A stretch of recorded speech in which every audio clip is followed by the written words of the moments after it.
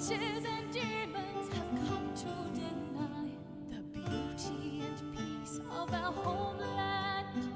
We know the message has to arrive, and the King of the North will rise.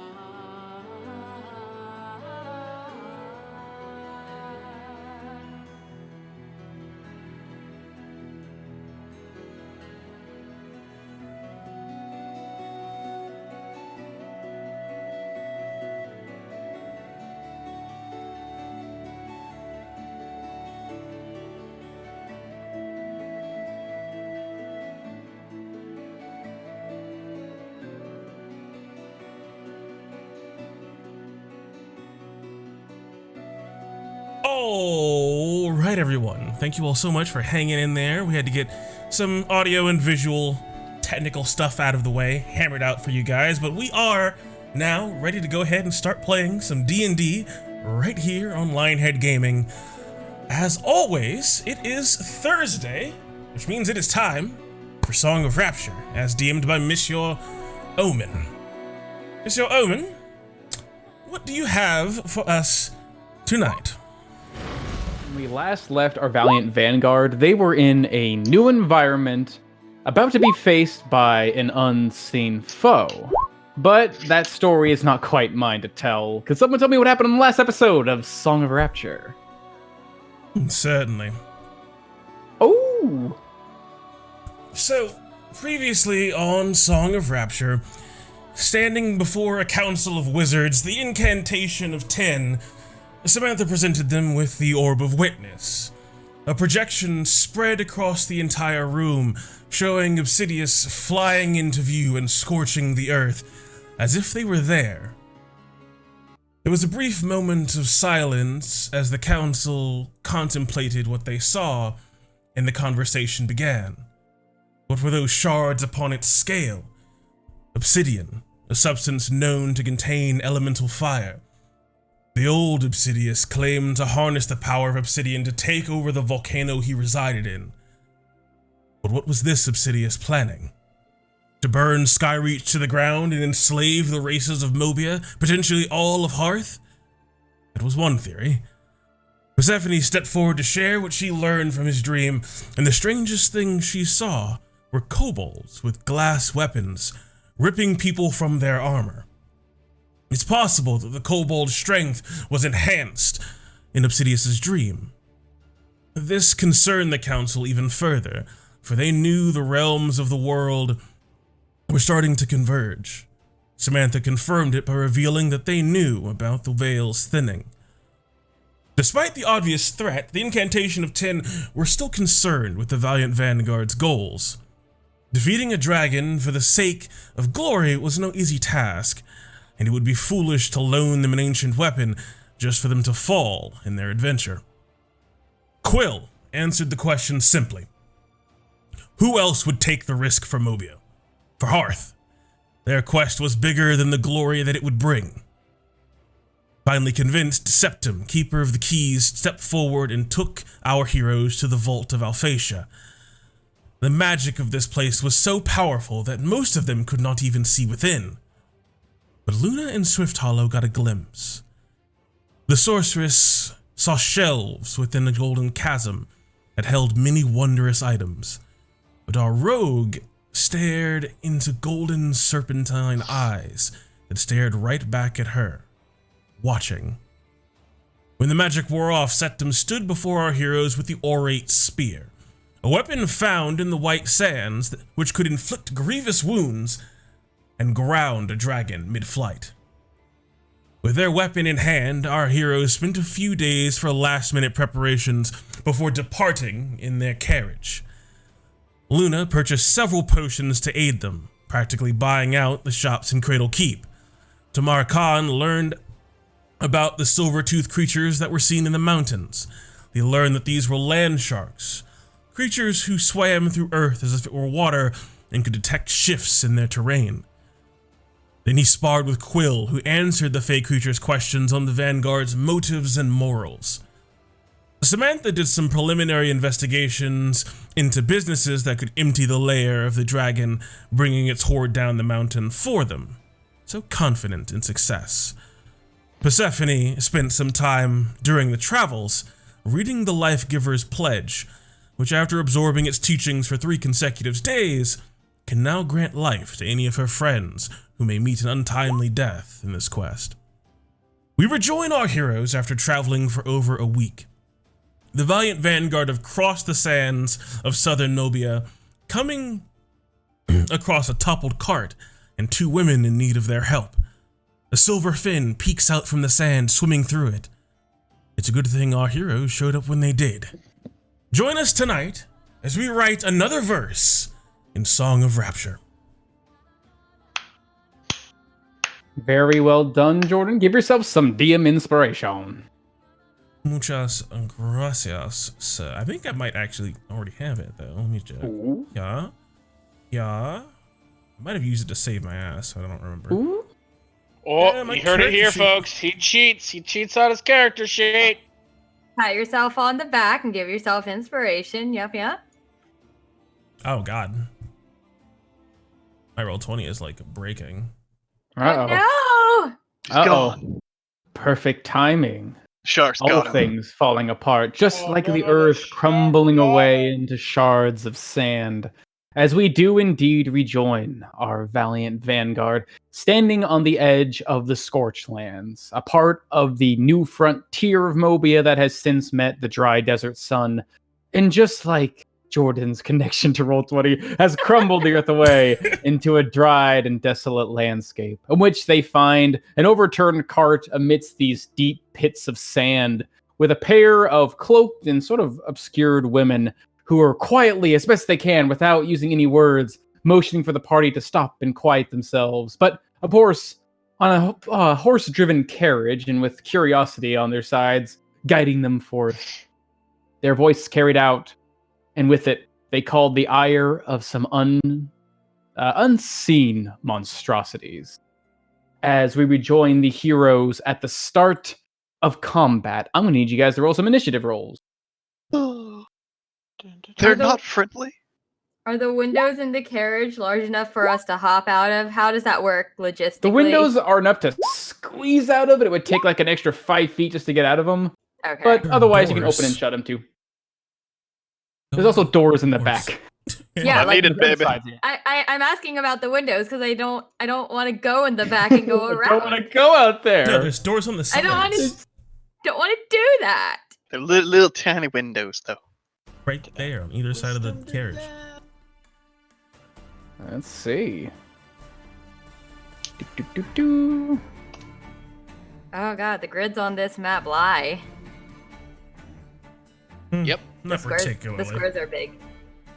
They're not. One square is Well, like Oh, I see the yeah, It's yeah, 2 by like 2. the very squares. bottom Just crank up the squares. opacity, Scary God, squares. so we can see the thinner lines. Oh, make those big thick lines. There we go. Darker. There you Yeah, go. So now there you we go. Yeah. Let's can see see. it actually lines up really nicely. I actually like this. Yeah, how about that? Let's see. Select my Wow. token. Okay. There you go. 9.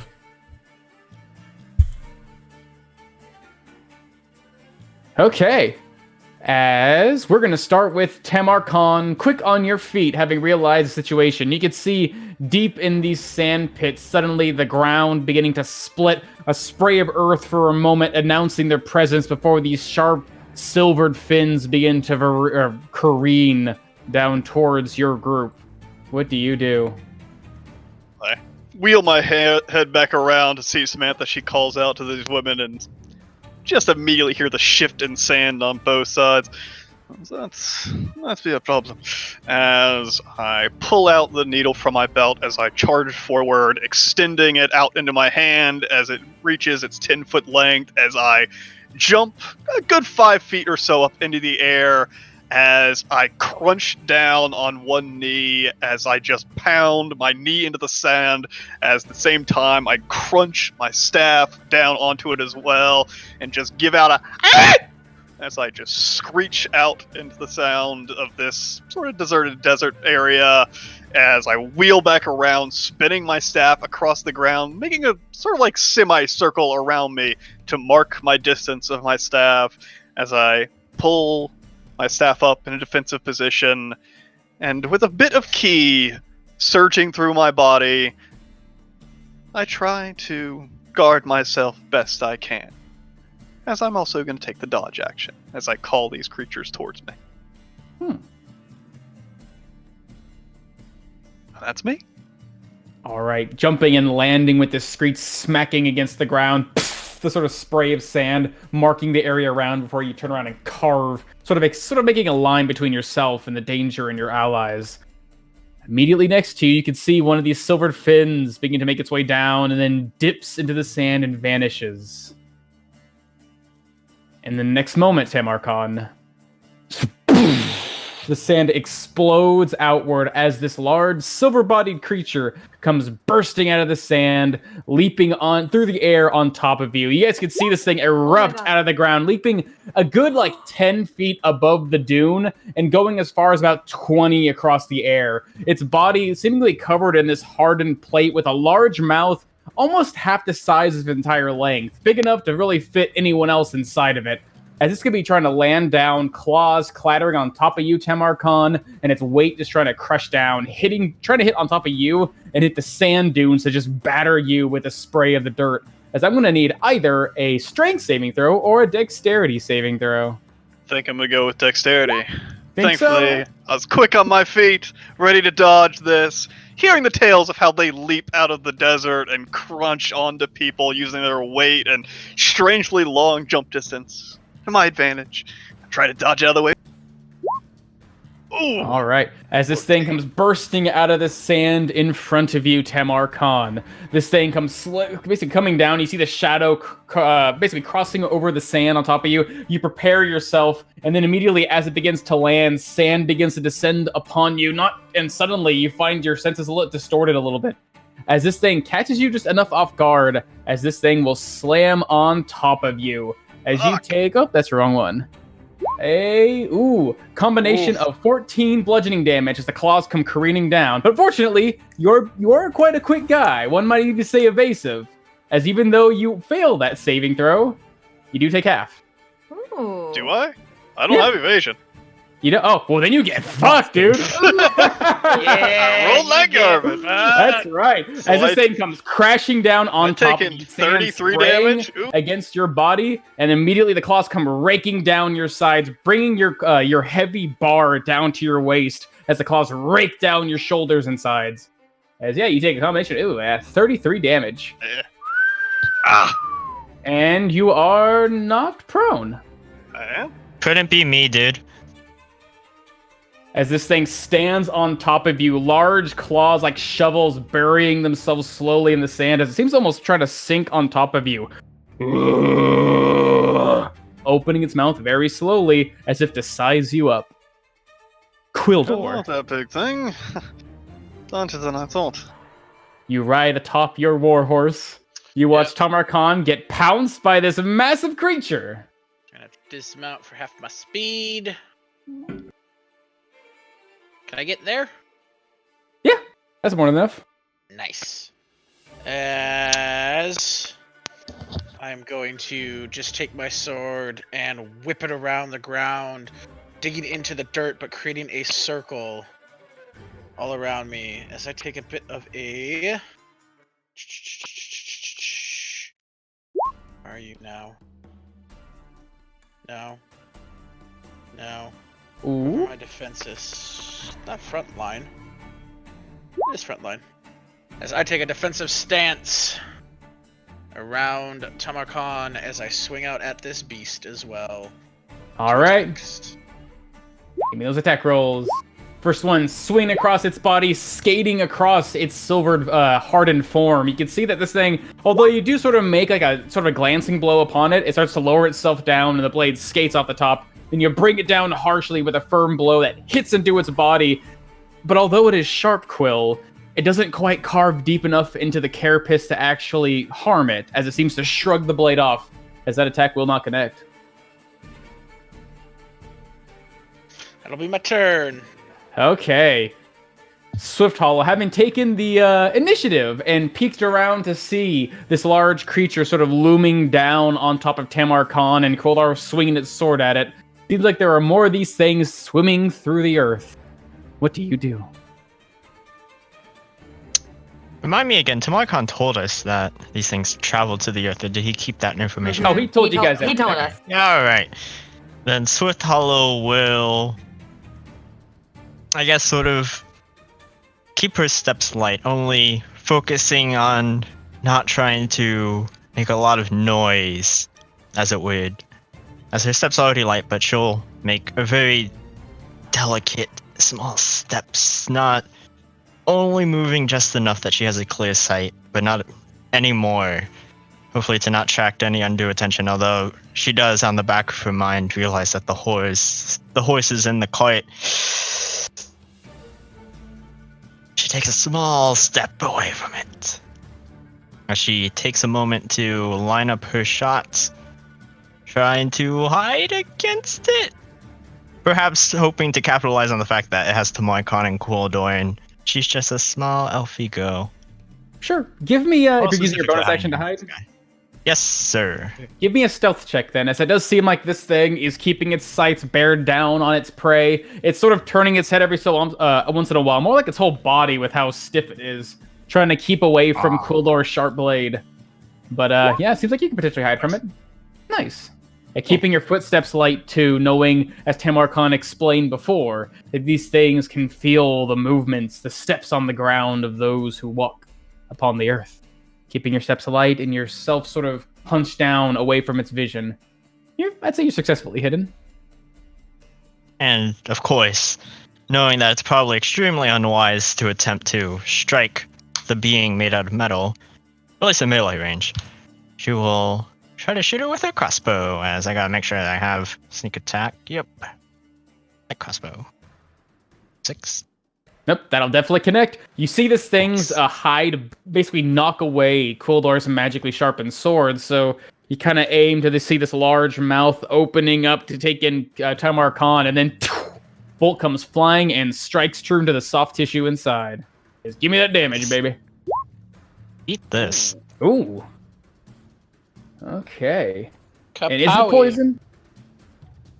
It's not poisoned. I Okay. didn't. I've always have the con save on, just in case. You never know, because I'm gonna forget. Gotcha. I'll take that off. Not poisoned. Nice. As this 22 bolt damage. comes flying into its mouth, you can see it's basically stab into the back, close to where its upper and lower jaw connect, and a spray of blood comes out onto the sand. Ah! As it seems to be a quite hardy blow, striking to a vulnerable place, but it still stands quite strong. As that'll be Swift Hollow's turn. Not daring to move another step, Okay. at least until she knows where the other sand sharks lie. All right, and to the north, you can see a spray of sand beginning to billow as one of these silver fins begins to move down towards the south. But once it makes it to about, yep, that's all right, to about here, to about here-ish, immediately begins to dip down into the earth and seems to vanish. That is right. another. As Samantha, it comes to you. You see Tamarcon get pounced by this massive creature, Quildor striking it with its sword, getting off his horse, and from behind the cart, a bolt comes flying to strike this thing in the mouth. Seems like it's quite hardy in its defense. What do you do?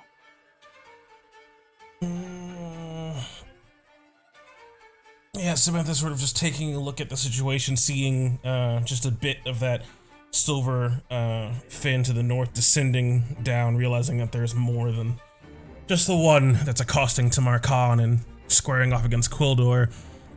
She is going to conjure up a bit of her magic, tapping into her ability to influence and frighten the minds of almost anything that's still alive. But she is going to hold her action to cast Cause Fear, targeting 2 and or more targets. So if anything else makes its presence known, where she can see more of them, she's going to try to influence multiple minds at a time. So she's just going to hold on to that magic. So 2 or 3? That's the question. Is it when one more pops out, you throw magic on? Is it when 3 of them are there? Is it if there's 4 of them? Like, I mean, I can do a series of if then statements. I mean, that's not how that works, though. It's either, okay, I'm waiting for, if one pops out of the ground, magic comes out. Or it's, fuck, I think there's like 3 or 4 of them. If 4 of them come out, I throw my magic out. You don't get to go like, if one more, I'll hold it, and one more, I'll hold it. Not how it works.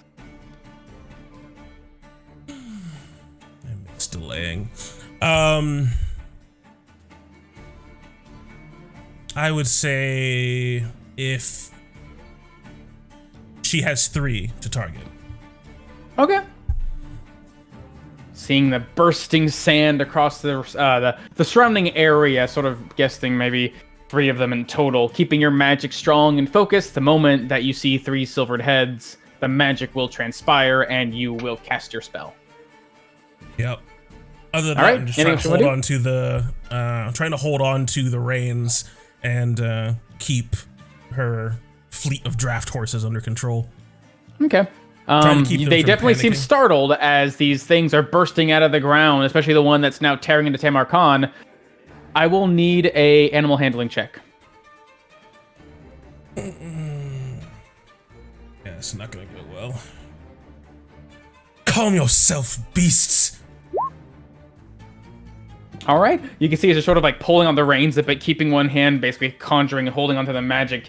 The other one holding onto the reins, keeping these things still. You can see that you still hear them sort of like whinnying and sort of stumping on the soft sand, trying to get a sure footing. Their eyes peeled toward the north, but they don't seem to be freaking out yet. It seems like you've kept them sufficiently calm, but only just so.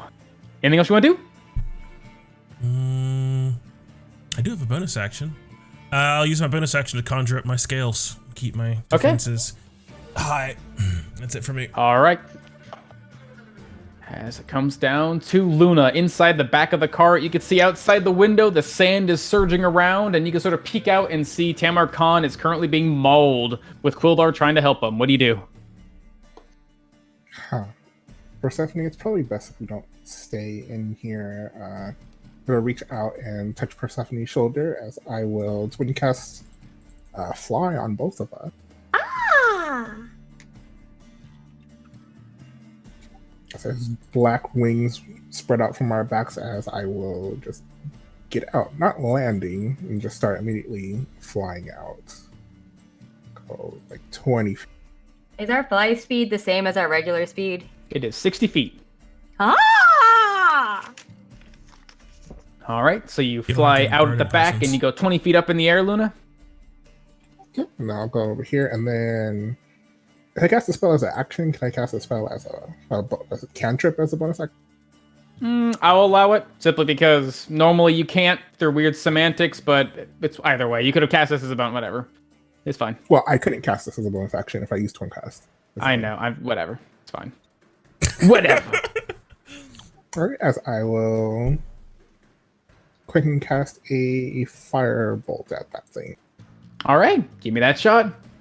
Ooh, this bolt comes flying out of your hand. You got height on your side, and you're throwing down your fire, going over your allies' heads, trying to hit this thing's large body. And it does connect, skating sort of towards the back of its form as it's lurching forward. And then this fire just seems to hit the hardened carapace and then skim and scatter off, as it seems like he is unaffected.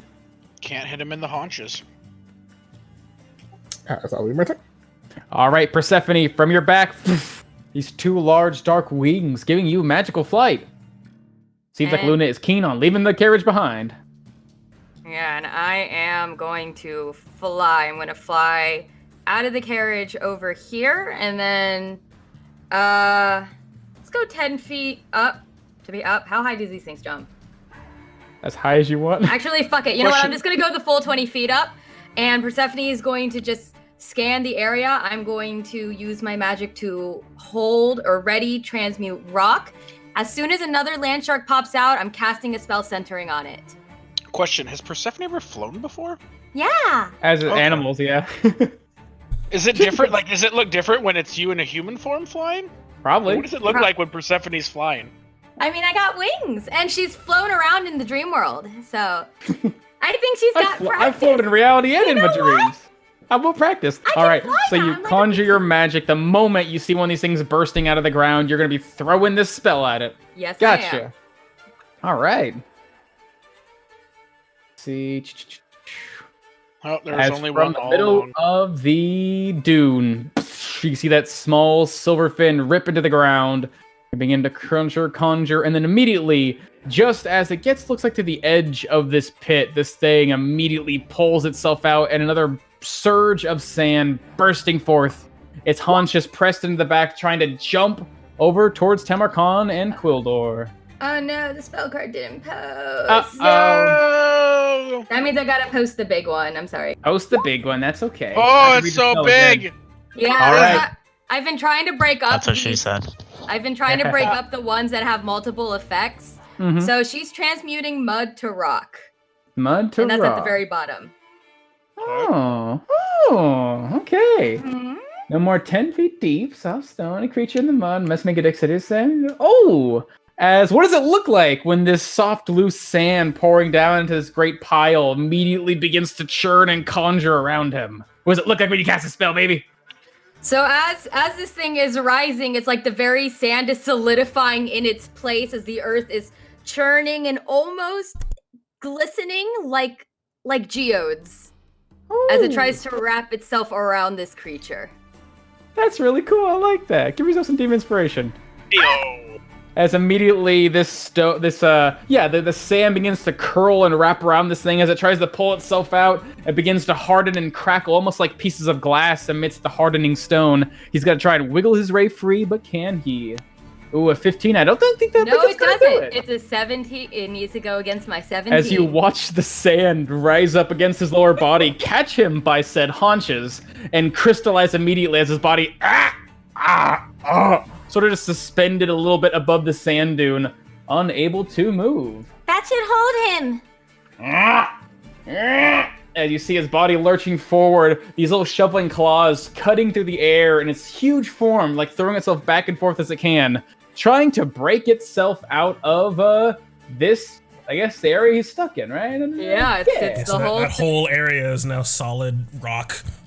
geode. This beautiful geode. Ooh, 10 feet deep? Gotcha. Okay, makes sense. He's got to make a strength check. Brr. You can see some of the stone cracks a little bit, but his form is still wedged in here as he is unable to escape. Nice. As Tamarkon. I You see find this yourself underneath the sand creature creature. about to jump up on me and then get solidified. You're in lifesaver. As I wheel myself up, my staff shrinking down to just its 5-foot length, as I almost use it as a fulcrum point, as I swing my body up and both my legs just shoot up into the lower jaw of this thing as I try to just kick up into its mouth as I bring myself to my feet. As basically one swift motion, I stand and kick this thing into the lower jaw with an armstrong. Nice. As you strike up at this thing, trying to punch it, just trying to punch into its body. You feel your fist connect to some of the lower form, which seems to be a bit softer, but it still has this thick, leathery hide that just sort of absorbs the blow into it. That will not connect. So I get back to my feet, taking a step back as I wheel around and try to just bash my iron rod into the side of the head of the. Alright, tough bastard, I see. Ooh, as that will connect. How do you crit this thing? As it just wheels around, connects it. I see these like two little eye slots as it connects right on the side of where this eye slot is and just cracks into the shell. You can just sort of see it split across the side of its head as the shell just breaks and shatters to pieces, leaving this like nasty wound on the side of it. Like Give me that crack damage. into the side of it, Ooh. doing good 20 damage. The mouth opens up and you can see that crack running down all the way to like the hardened, sharpened lip of its face. As I surge a bit of ki into my strike, trying to get that blow to just rattle this thing's tiny little lizard brain, as I try to stun it, disorient it as best I can. The stun. Okay, DC as he 15? tries to keep himself basically on his feet and his mind as best as it can, stable. Ooh, and it seems like that blow threw it off its guard as those eyes seem to become dull and its mouth hangs open, half open, as it is effectively stunned.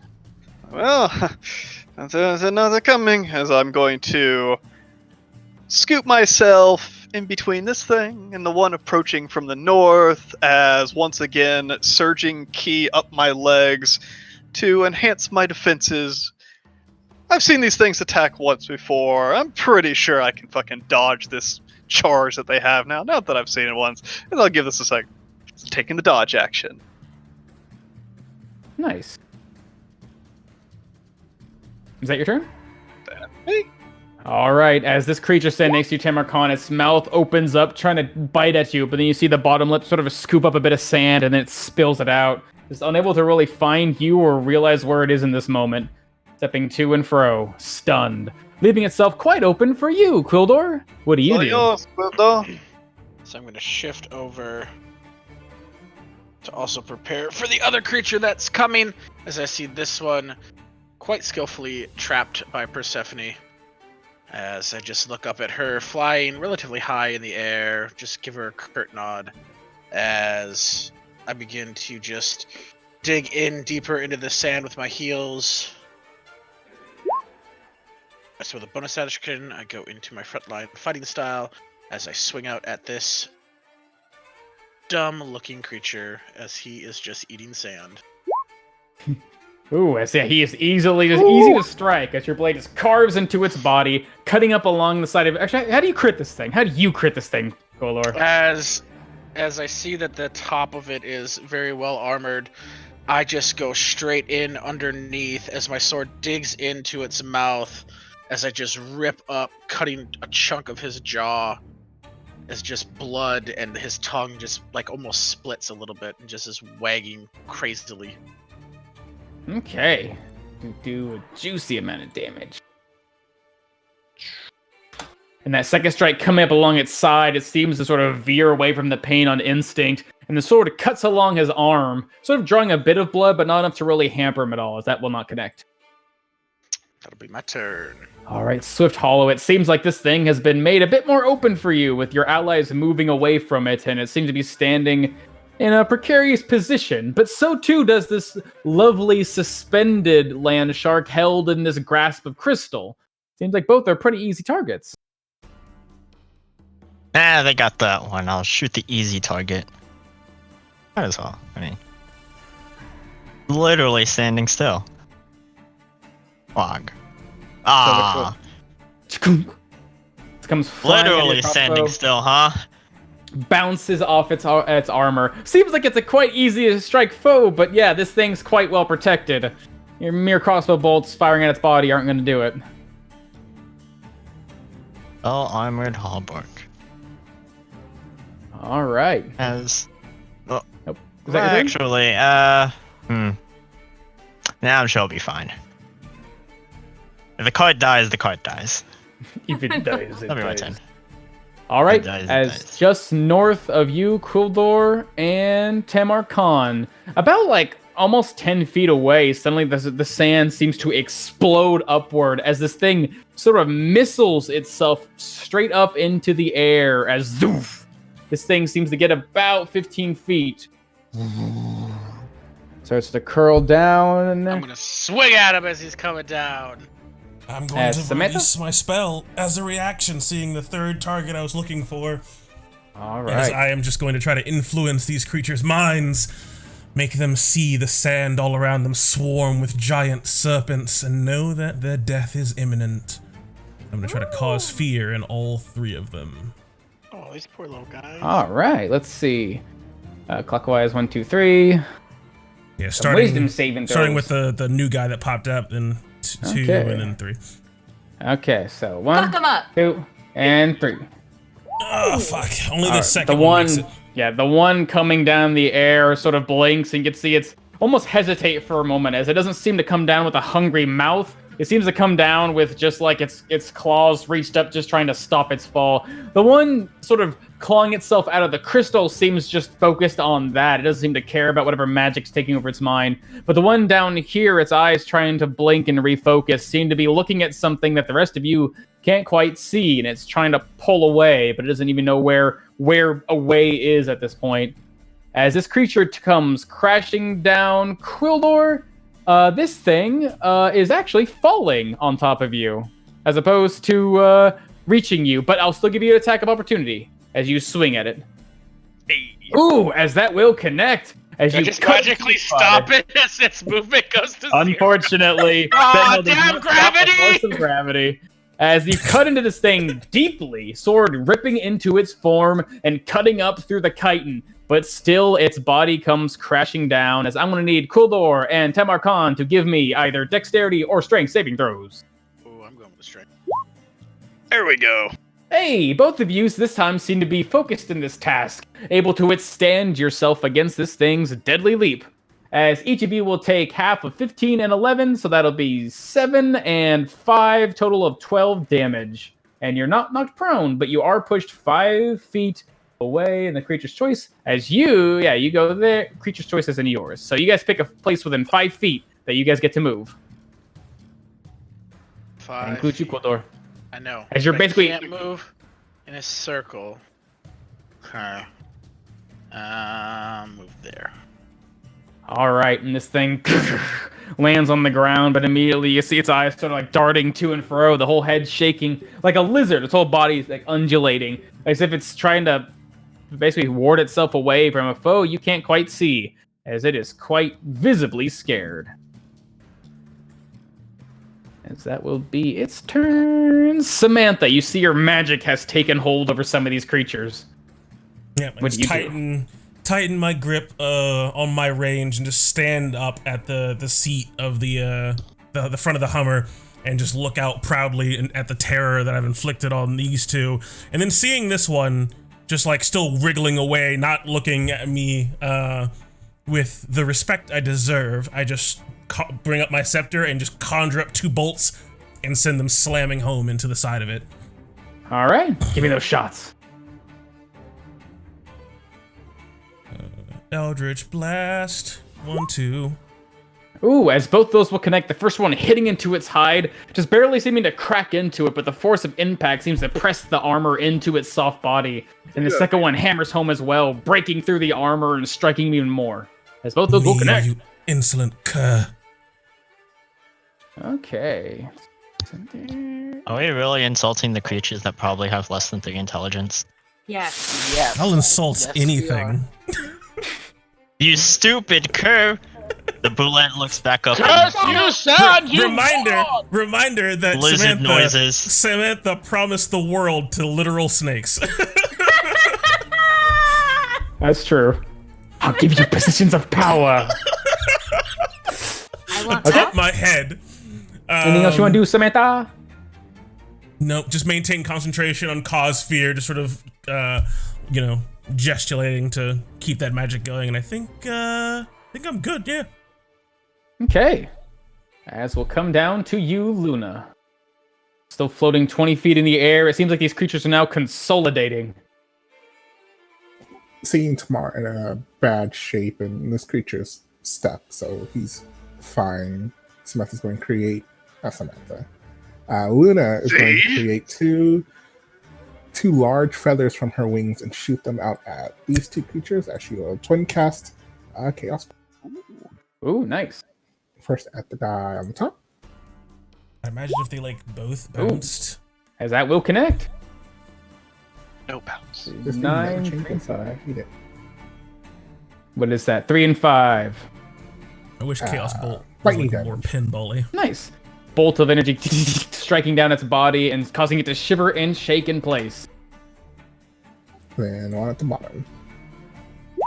Got advantage. Yes, you do. He's a stunt boy. Mm-hmm. Get that roll. Ooh. As that strike comes battering across its body, it seems to hit the magic starting to take form, but then it rolls off its hardened carapace. Seems like this thing is just resistant to your magic. As I will start flying over closer to the battle, just still 20 feet in the air. As I'll be my turn. Okay. Persephone, it seems like the crystallized ground you have created is quite effective in keeping this creature restrained, but you can see it's still wiggling and trying to fight its way out. What do you do? Well, seeing also that Tamarcon isn't in a good way, Persephone's going to quickly run her fingers over flowers, summoning little sprites that are going to fly over to him. As Tamarcon, you're going to get 4 fairies. Heyo. That's their d6s, so you're going to get 4d6 plus 4 temporary hit points. Hey. Ooh. Josie. Very much appreciate Persephone. Anytime! And I am going to fly over here. Because if those things come trying at me, I don't want to lose the carriage. And from this distance, that will work. This is the one that's stunned, the lower one. Yes, it is. Ah. That should reach Oh god, I lost my spell. Produce flame. Oh no, that's 30 feet. That's not gonna work. Rip me. That's okay, because I have a flaming sphere. Yeah. Nice. One sec. Do you auto fail if you're restrained? For deck Auto-fail saves? deck Yes. saves. Yes. Actually, you have disadvantage, I think. Yeah, unrestrained. So my fiery dancer emerges from the sand, and as she comes up, she's just going to give this land shark a high kick. Oh, stunned Okay. boy. Okay. Yeah. I think that auto fails. Yeah, that auto fails if it's stunned. Cool. As your flame comes to life below this creature, draw yourself a little flame there, just so you know it's there. I I want to make it myself, but I want you to control where it is.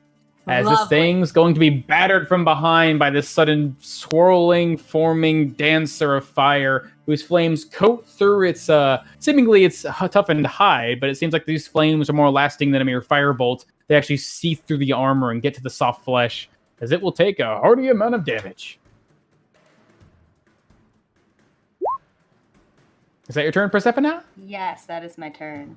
All right, as this creature here, you can see him lurching back and forth, the crystallized stone in his body seeming to crack ever so slightly, before finally it just seems to turn its head down, and you see with this large looming body, as stated before, its mouth is almost the same, half the length of its whole form.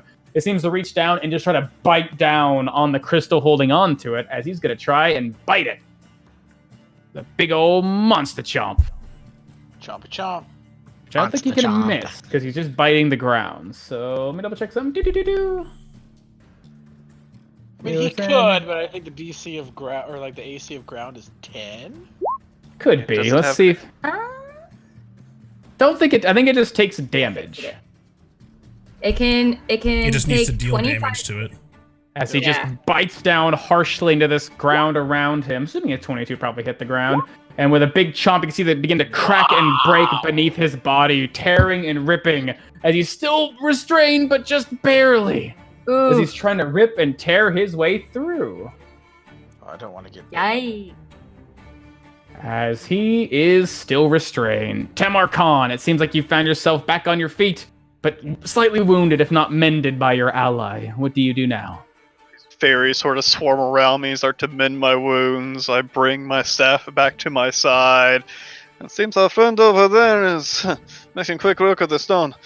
Shall we finish up here, Quildo? As I raise my staff up into the sky, as you can feel the wind sort of whip around your face, Quildor, as I just strike down on top of this creature's head, as it almost seems like just an instant. As soon as the staff connects, it just deflects immediately off the side, and as using some horde slaying, I strike both of these creatures in a blink of an eye, my iron bar. Breaking down the first one with advantage.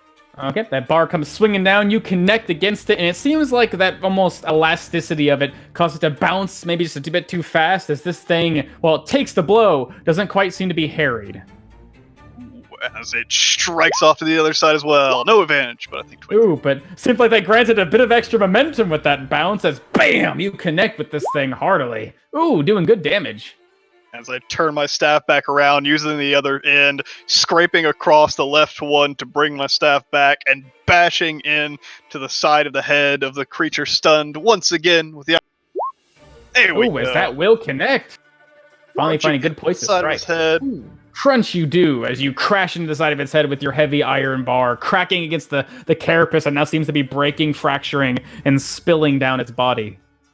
As I bring the bar back, sticking it into the sand as I actually use it to pull myself up as I deliver 2 swift kicks into the side of this creature's head, trying to end it, trying to put it into one of these as 2 unarmed strikes. Nice. 23 Ooh. and 19. As both those will connect.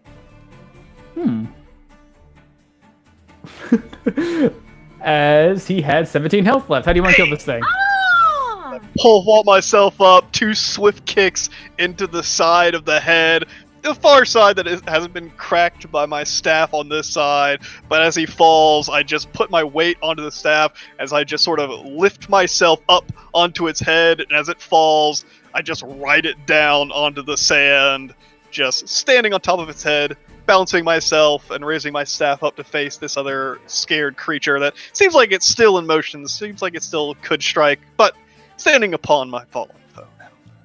That's my turn. This thing crashes to the ground with a big, heavy plume of dust and sand, with Tamarcon standing upon it victoriously. As this creature here is dead. Quildor, you watch this massive thing fall to the ground dead, but the other seems to be standing before you, quite eager to bite, but almost seemingly shaken by something you can't see. Now, Mel, remind me, like, this is just geodes, right? It's not difficult terrain from what I read, and it's just solid ground? Let's see. Transforms into soft stone for the spell's duration. Any creature in the mud when transformed must make a dex saving throw. I don't think it's... Yeah, it's just hardened ground, basically. If you're in it when it becomes hard, you're kind of fucked. If you're not in it, it's just now, it's no longer a sand dune, which is pretty good to you, because you'd imagine trying to walk through these sand dunes would be a little difficult for most people, but now you got a solid platform.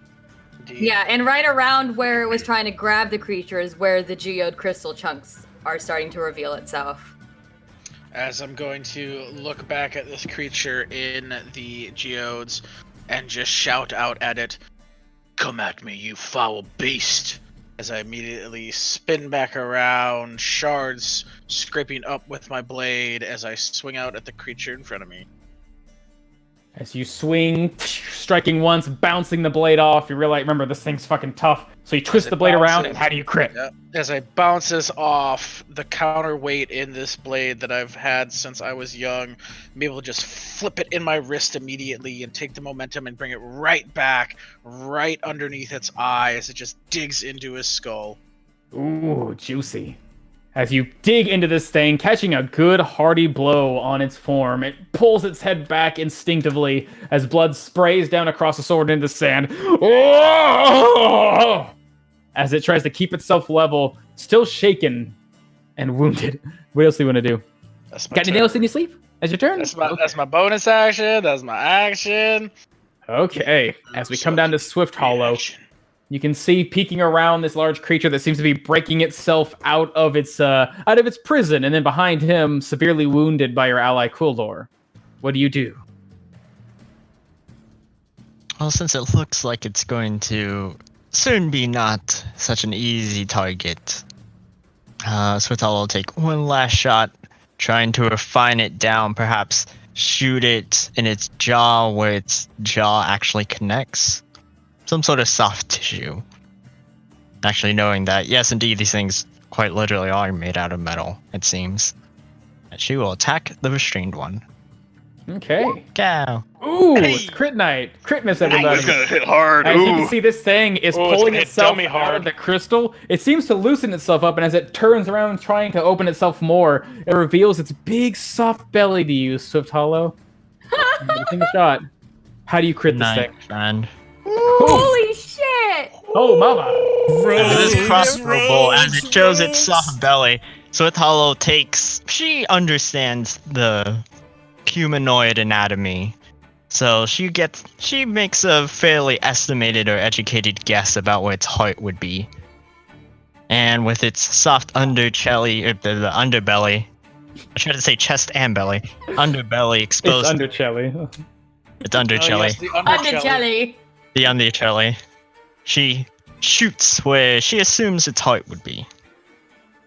As the bolt comes striking basically in this dead center of its large reptilian chest, you can see this thing lurch for a moment. You almost think it dies just from how stiff it becomes before its mouth opens and just this gout of blood spills out. It seems like you struck a pretty vital point. But he's still, if only barely, alive. Yeah, Swift Hollow, proud of her work, takes a moment to gingerly step into the cut. She will attempt to hide. Nice. Using a bonus action. Making sure that it won't be able to detect it with whatever senses it uses to hear footsteps or feel footsteps. Log. 21. Sure. Ooh. I'd say, yeah, you feel like you're pretty well hidden. Your steps only barely making an impression in the sand. As you know, this thing probably would see you better with its strange subterranean senses in its eyes as you pull yourself away and make yourself hidden. As this creature next to you, Quildor and Tamar Khan, you can see its head sort of leering back and forth, confused and ferocious, and now this thing is roaring in its face, swinging a blade and carving into its carapace. It wildly and viciously tries to bite out at you, Quildor, just trying to sink its massive jaws through your armor and into your flesh. 26. Cheater. As with that wild bite, this thing, you can feel the mouth overtake your entire body and crush down, doing, ooh, that's not a crit, 31. You crit with the fear. Yeah, 31 piercing damage, as you can feel your armor give Quill? and crunch as you take I'm 31 still alive damage. if I take 70. I'm just saying. It's just a flesh wound. As this thing begins to bite and shake and lets you go, as it seems to try and, in a way, maneuver itself up and around you, just trying to pull itself, it looks like out of Tamar Khan's reach, but keep you close to its jaws. Move, so I get to swing at it. Yes, you do. Ooh, as that will connect, blade carving up its body and into its flesh as it takes. Ooh, 15 damage. Maximum damage. I'm striking out as well, because I previously retracted my staff to a 5 There you foot. go. I crack into the backside of its head. It just tries to fly. Ooh, as that will connect. Yeah, now we're finally rolling good. Okay. As you crack into its form, it's like both of you almost simultaneously wound this thing. It seems to be standing on its last leg, and it is trying its best to try and pull away from you guys. Oh, Yeah, since nice it's good, now, Mm-hmm. swing it again. Ooh, as this time your blade swings and hits its form, but again it pulls away just enough. My inspiration and roll Okay, again. you know what? Okay, go for it, buddy. We can do Hey! inspiration? As that Fuck will yeah. connect, this thing pulls itself away, but your blade catches it up across its leg, and you see it stammer in its step as it loses its ability to move, taking 8 damage. Barely alive. You will not escape from me. As it comes down to Samantha. These things are grievously wounded. There's this glowing fire dancer sort of pursuing past Tamar Khan towards this thing. And it seems like your group has made quick work of these creatures, but they're still alive. What do you do? Samantha, not even for a moment really feeling any sense of worry, goes ahead and lets go of the reins, reaching down to her belt and pulling up a wonderful little gift and crossing it with her scepter, conjuring forth multiple bolts of energy as she will use the protean wand to pull a bit of meta magic from it, thanks to Luna's gift. As I'm going to send 2 bolts into each of them. Nice. Double casting a bit of Eldritch Blast. Sending in, conjuring up just 4 green snakes that wrap themselves up in this black fire as they seem to go mad with power and slam home into them. First 2 at the one in front of Quildor. Those Second both 2 connect. at the other guy. Who is restrained. Oh yeah, that's right. Gotta get for those crits. Hey, I think all those 20s probably hit. Give me the damage rolls real quick. Just let me do some math. First guy up top, 28 damage. And the restrained one, 15? All right, how do you want to kill the first creature as your blast seemed to hit heartily home on it? Yeah, as it's like running away, both in fear, just bleeding from multiple wounds, the multiple crits that Quildor has inflicted on it, trying to get away from him, and he cuts into it again, hampering its movement. As it looks back, maybe to try to bite at him to get him out of the way, these snakes come wrapping up and just clamp onto its face, pushing it down into the sand. As it just like gets bit on like the face and gets pushed onto its back, basically. Onto its back and then hitting the sand, Yes, no like longer moving and slid. dead. Second creature gets bashed twice by these bolts shaped like eldritch snakes battering into its body, squeezing and ripping as it takes a decent amount of damage. You can see more blood spilling out from its mouth, and now from the wound, the crossbow bolt picking out of its chest, just barely alive. And still restrained. That's it for Samantha. She just seems to revel in her group success. All right, as Also, Luna, what is this thing? seems like there's one left, just barely restrained by this crystalline earth, and barely alive at that. Seeing this, Luna is going to reserve her spell slots, knowing that she probably doesn't need it to kill it unless she misses, and then that's going to suck. But she's going to envelop her hand in this white flame and flick it out towards this creature as I roll a firebolt. Ooh, as firebolt comes flying across its body, hits its form, seems to burn away at some of the already wounded and broken armor, but seems like it's not quite enough to break through its hide. I thought that was spin the sorcery. If I can do it again. As this time, finally, how do you kill this thing? As you hit him with a firebolt. As this white ethereal flame just kind of envelops it around this creature as it sinks into his body and burns him from the inside out. As it Ooh. hits finally going to the crack, hitting the bolt in its chest, and the flame seems to trickle down the length of the shaft, and then immediately where that blood seems to be spilling from its mouth, you can see the flash of white fire as it fills his form, and even beneath the carapace it seems to glow with this heat, as eventually it just begins to burn and writhe and go limp in its loose, now almost broken but still firm restraint. As with that, it seems that the danger has cleared. And although it seems as if the sands have calmed and the creatures within them have finally been slain, there's still maybe a sense of danger in the air. Maybe more creatures left unseen in these sands. But for now, things are quiet. Just slide off the front of this thing onto the sand. Well, those are nice warm up. Oh, that's all right over there. You're right. Yep, you get close to these women, Quildar. You see they're wearing these long black shawls on their body. They're not kneeling, they're just sort of lowered towards the base of these bushes. They see you approach, and their eyes just seem to be staring unblinking for a moment. And after they sort of turn to and turn fro, this one here sort of steps forward, sort of pulling back her hood, and you can see a bit of an expression of a face that you've seen before. Not familiar in person, just instead as more like what she is. The hair goes down the sides of her face, just hiding sort of the gauntness of her expression, but you do see a pair of yellow eyes staring back at you. Thank you. As I need you to roll my initiative. Oh, fuck. Right. Ew! Maybe I should back up here. Gonna use my 12s. Are we still flying, Luna? Damn, Swift. I haven't dropped it. Oh, all right. All right, let's do this. I assume less than a minute passed. Oh, it's been like 10 seconds, maybe. Alright, my fire is still Oh no, I up. lost Omen and Jordan. Okay, Uh-oh. I'm gonna go sacrifice everything. All right, I got Omen back. Lost everyone else. All right, let me try again.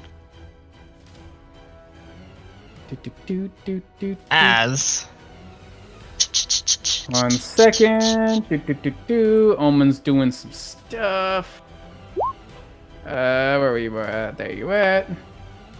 Nice. nice. As. You're so eager, aren't you? Oh yeah, I'm So ready. I'm so ready, in fact. You roll a 29 on initiative. You're kind of ready. Swift Hollow is so ready, in fact. Almost always. At the sound of danger, immediately, as a reaction, she will move half her speed. So that's a little less. Oh god, everyone's blocking everything. Yeah, stand up. You're welcome. Yeah. Yeah, half her speed as a reaction, closing the gap as in one fluid motion, sensing the danger in itself, her hands naturally draw down to her daggers as quick as death. With Hollow instantly, nearly instantly, by Persephone and Quildor's side. Nice. As you will be you. Nice. What? All right, so yeah, Swift Hollow able to act quickly. You feel in this moment the sense of danger that overtakes you, and instinct draws you to pull your knives out and approach. As it comes to your turn, you get to see this creature now very clearly defined as being one of the serpents of the sand, the Yuan-Ti. You can see her hand already reaching into what looks to be some fine-looking clothing. No armor on her body at all, just silken threads that seem to be laced with gold. It looks like golden, like scales of sorts, decorative, reaching for what now is obvious to be a weapon. As in one fluid motion, Swift Hollow drawing her daggers and sort of flourishing them stylistically, contrary to what Swift Hollow usually is, and sort of in this dance of blades, she quickly strikes twice with both of them at the same time. Ooh, She does this synchronized dance with her daggers. Yeah, Quildor next to you, you see this flash of steel and immediately a spray of blood as Swift Hollow manages to pull herself close in the next moment and cut, doing a hearty amount of damage. This woman, reaching down, pulling out her weapon, begins to speak, but before she can even do so, your blades carve into her, reducing her to a bloody mess, it looks like. Yes! Ah, foul elf. As in continuing the motion, sort of following through, she sort of does this twirl and the spin as she kicks up some sand into her eyes, as with her cunning action, she'll disengage backwards. Nice. Easy. Just see the blood. That's how you do it. I've been living for this moment. Finally. Blood spray That's everywhere. what Hollow's turn. Oh, shout out. Don't murder The them. Alpha Strike. Just knock them out. As time didn't even, it's not even been less than a couple seconds, and this one's already on death's door. That's with Hollow's turn. Woo! As this creature, bloodied and wounded, starts to pull away from the spot, like a hand going up to now this completely red, soaked chest. Her her emerald eyes open up and flare. And she calls out in a language that I don't think only maybe one of you might understand. The deep and hidden tongues of almost a maddened tongue, I guess. That of Abyssal. The masters, they cleared the way, but there are obstacles yet.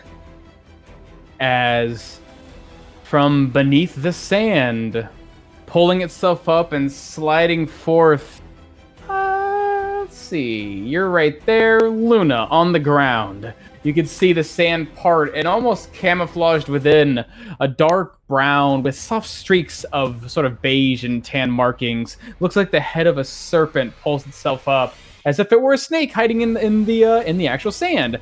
But once it does so, the shoulders burst forth from this sand, and inside you see it looks to be a snake head on a humanoid's body, about 6 feet in height, broad-shouldered and broad-chested, with its mouth already agape, jaw unhinged, trying to bite down at you. Not able to see us at all, it seems. Trying to bite down. First shot going with advantage, just trying to pull itself out of the sand and bite you. Yes! That's a GM layer. Good thing that was GM layer. Yes! 14. As this thing's jaws snap at you. How do you dodge them? As I will bring up a wall of shadows between us, as I will cast shield, because I didn't make. You have no reactions. You surprised. I will. Seems quite surprising. But you just pull yourself away from the attack. As pulling stuff up from the sand, its body's still rising out of the sediment. You can see it dragging out this long, twisted-looking blade. Well, you can recognize to be a scimitar, but you can see this one coming. Yes! Ooh, a 23, though. Halfway. Yep, what's up? They both hit. Oh, I see. Because you don't have your armor on? Okay. As the first bite comes biting down into you, can feel the teeth sink down, these two fangs, along with all these sharp, jagged edges, sinking down into your flesh. even sort of sickening you for just a moment as you take 4 piercing damage and 3 poison. As then following up is this sword swinging up your side and trying to carve along your body, doing 5 slashing damage.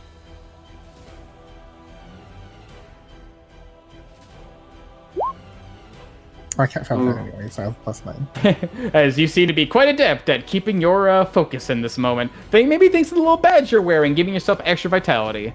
As Luna, it comes to you, you realize out of the sand, this creature pulls itself forth, almost like an animal out of the surrounding sediment, but it just came out of nowhere. You thought you were done with the hidden creatures, as you are surprised. And let's see. From around here. Nice. One moment. Ba ba ba ba ba ba ba ba ba ba. Ba ba ba ba ba. Ba, ba, ba, ba, ba. Nice. As all around you can hear within the bushes surrounding you, the plants beginning to part ever so slightly and faces making themselves known as you see the faces of women until you can see in their hands drawn back and ready to fire seem to be a series of short bows.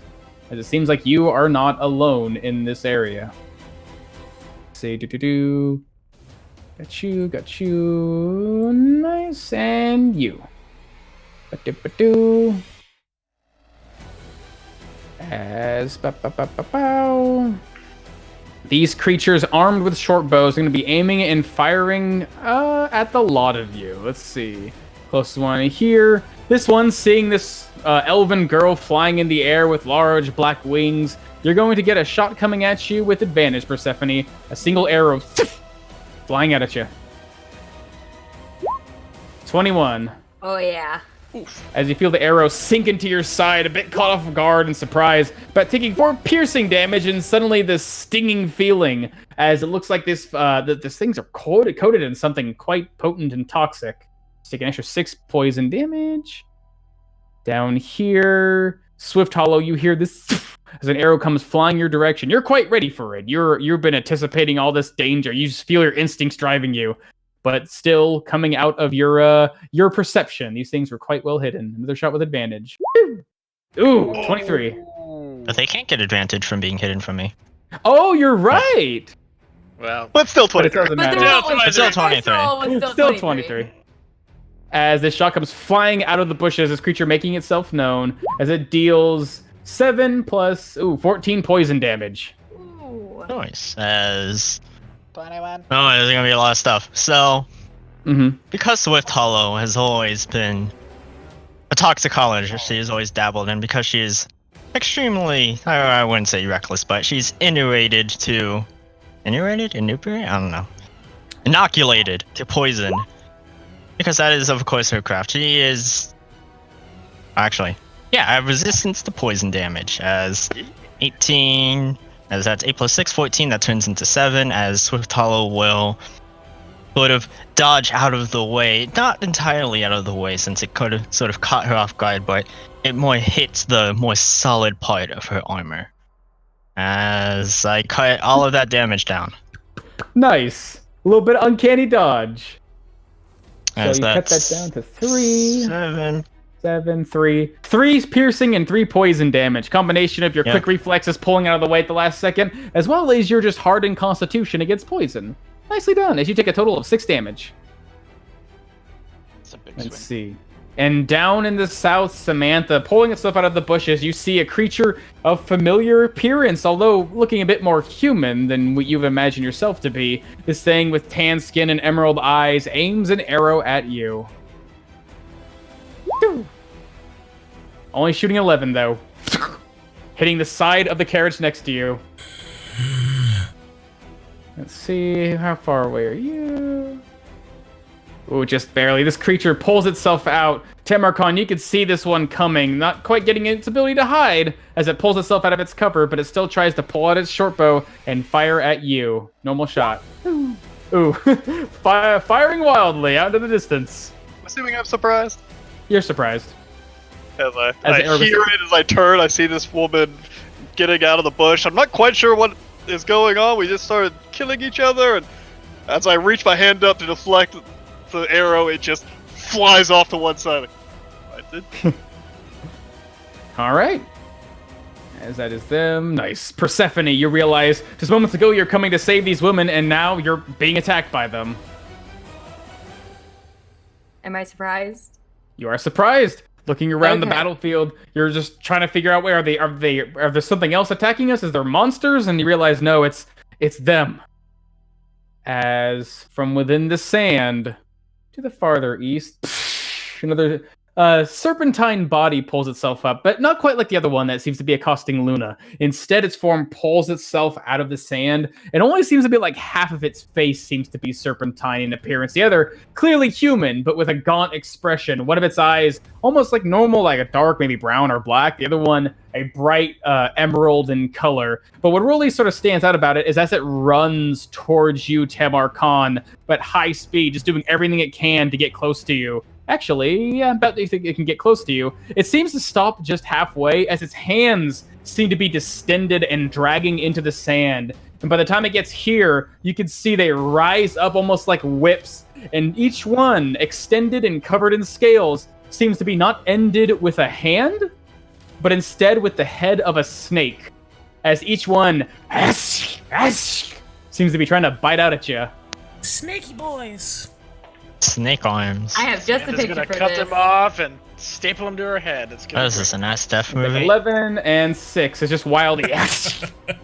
Being aware of the arrow, I spin to look at that as this thing starts charging at me through the sand. As I just bring my staff up and spin it to deflect these things. Still not really sure what the fuck is going.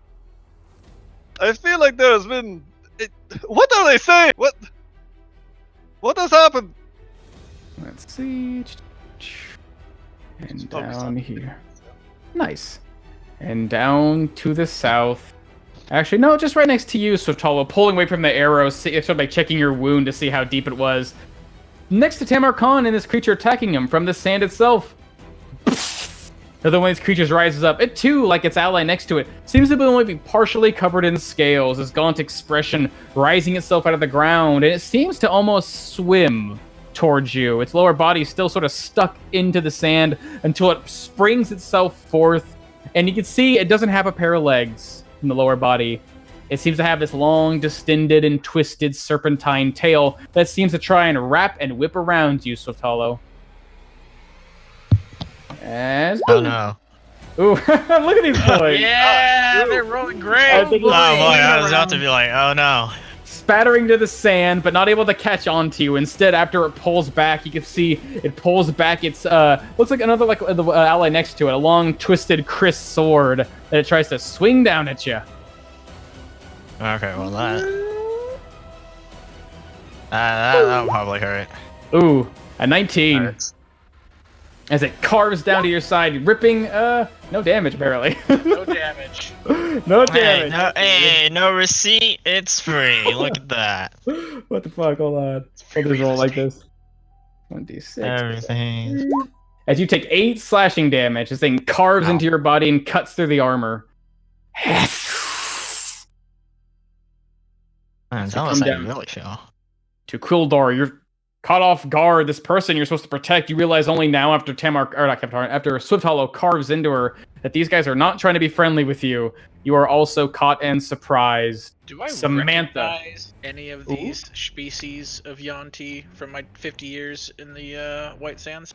In particular, not really. You do know that Yanti are these weird and strange serpent-focused cultists. They become more serpentine, supposedly, with worship, and some of them are bred and born the way they are. Some are simple, like Samantha, or like these women before you, just soft scales and maybe serpentine eyes or slight features that give them away. Some are just completely... I mean, to them, you know they're beautiful, they are magnificent, they are immaculate, but to the eye of a normal beholder, they are considered the closest word to be able to be like mutant. Their bodies just seem to be attacked by serpentine features to the point where some of them aren't even functional. Someone might just have a snake head for a leg, and it may not allow them to walk well, but they consider it to be a great gift from their twisted goddess. So you do know that these things are known. They call them as Malisons. They are mutants among their kind, very vicious and really hard to reason with. As Samantha, you caught off guard. These women were trying to I guess you're saving them, and now realizing after the barrage of arrows and their sort of sneaky and underhanded ways, yeah, you know exactly what you're dealing with. Yeah, and Samantha conditionally is surprised, but that is not the emotion she is feeling. She is furious. Snake. But And I don't have any Tamar Khan actions. sort of caught off guard, now maybe starting to realize what's going on. This was an ambush, but why? Just Seems to be focusing on defending myself, not really wanting to distract these creatures. Is this a misunderstanding? Does anyone speak? What are they saying? I think there is a misunderstanding here. Did they not? I Not just this tried to. time. Oh, there's a misunderstanding, all right. So last but not least, this creature wounded next to you, Quildor, immediately tries to do what it instinctively would and try to pull itself away, trying to disengage and get out of your reach. But I have a reaction though now, right? Yes, you had your surprise round. So I'm gonna take the pommel of my sword and swing out at it, trying to knock it unconscious. Ooh, as to knock it unconscious, you do. She has to pull away, and she seems to sort of hinder in her step. You're too quick to do so, and she slips, and with a big crack across her head, she falls unconscious onto the ground. But this woman just to the north of you, pulling back her own hood and revealing her nature, begins to sort of sidewind back and away, trying to get closer out into the sand dunes, bow in hand, firing it at you, Quildor. Boo! 20. So just raise up my shield in one motion as I crack the one in the head, spin around, ping! See where it Quite bounces off. adept in your defense. Nicely done. As Swift Hollow, we come back to you, now faced with this creature trying to wrap itself around you, but failing miserably to do so. What do you do? This isn't favorable.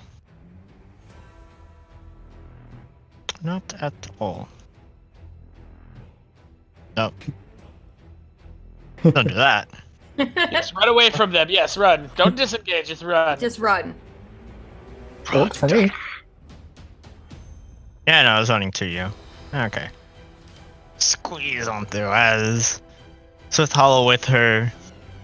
Well, her daggers aren't particularly shiny. If anything, she prefers them to stay holstered. Yes, they are, while a fantabulous work of art, they are quite shiny. Well, she will try to sort of dazzle and distract this Yanti in front of her. Sort of reaching her arm out with her dagger on this way and then the other. Sort of doing this little dance with her steps as she will, in one swift motion, take a back step. Just jump backwards. Sort of dazzling it with her daggers and then distracting him from the main display, which is, I'm disengaging. It's trying to wait for you to make a move and attack or do something, and then you pull back away, and its body sort of lurches and recoils instantly, ready for whatever attack you're going to deliver. And it seems like there's no attack. As you There's disengage. no attack. Use your street smarts to distract them. As you slip on by Luna. As with the help of Luna, just by her presence, another sort of dance of blades on this Yanti. And slice. Ooh! Ooh, Give it 19. As that will connect, though. 6 plus 16, 9. 9. Nice. 25. 25. As this thing, you can see its teeth are still sunk into Luna's body, and the moment it pulls away, use that moment to strike up against its less scaly form over its soft exposed chest, as it seems like these things are not wearing any armor, making them quite vulnerable as you cut into his body. Doing, hearty amount of damage, but as the blades sink into its form, you feel that these things are quite hardy. They have a considerable constitution, and even a deadly blow like that isn't enough to take him down. Log, Mr. Bond. That'll be my turn. All right, as this creature reels back from your attack, turns its head towards you, sort of steps closer to you, Swift Hollow, and tries to sink its big old fangs into your body. Oh. 19. Yeah, it's fine. I have my action back. That was As the your- only concerning part. As the teeth sink into your body, you feel a sudden sickening feeling trying to assault you. But it seems to get cut in half, as you are still quite hardy. So 5 poison she down, will cut to uncannily 2. dodge. Yep. So yeah, 5, and then cut down to 2. 7 gets cut down to 3. Total of 5 damage. And as the teeth sink into your body again, just like with Luna, this thing steps forward a little closer to the bush, just outside of Luna's reach, and she wants to punch him, and just swings the sword upward, just trying to cut you and keep you away from it. Can I smack him with my rod? You can smack him with your rod. Do you want to hit him like a club? Rod smack. Club 'em. Count as a club? Do I have club proficiency? I think everyone's got club. Yeah, Actually, I don't know if simple. sorcerers got club. Like It's just simple simple weapon weapon. proficiency? Pretty sure everyone has simple weapon. Well, you don't have clubs. You have daggers, darts, slings, quarterstaffs, and light No. crossbows. Kind of as a Simple weapon. quarterstaff. Ooh, get fucked. But you could just swing it anyway if you want. Sure, is that like... But you might need that reaction for shield. I would just count as a club, so just like strength. Just strength, I guess, raw strength roll. I'm not doing that. Like D20 plus 0. Exit initiative anyway, so I guess it doesn't matter. So you don't want to smack him? Do you want to smack him? No. Also, I use my reaction. Okay, gotcha. As you swing up or basically this thing pulls itself away and swings its sword at you, Sotalo, 18 hits. That's going to hurt. As it will cut into your body for 9 slashing damage. You're able to avoid the first bite, not taking quite as much damage, but you sort of lean to the sword, getting a little deep cut into your body. As Luna, Yes. finally aware what's going on. What do? I start conjuring some magic, and then I look up into the sky, seeing Persephone 20 feet in the air, and realize she would fall. The sand is soft, though. Only 5. Fine, as I will instead twin cast Chaos Bolt at this creature and these two creatures. All right. Both of these revealed creatures casting some Chaos Bolt. First one at Snakehead. Ooh. This bolt comes flying just over. It looks like maybe the fight between your ally and this creature. Although you're good at shooting around obstacles, with their movement, it's quite difficult to pin down. So it flies past them and hits the bush. As the other will go towards one in the tree. Ooh, and that will definitely hit. Doing 10 damage? 5 and 3. What's that? As it will set her in the tree on fire, killing her. So.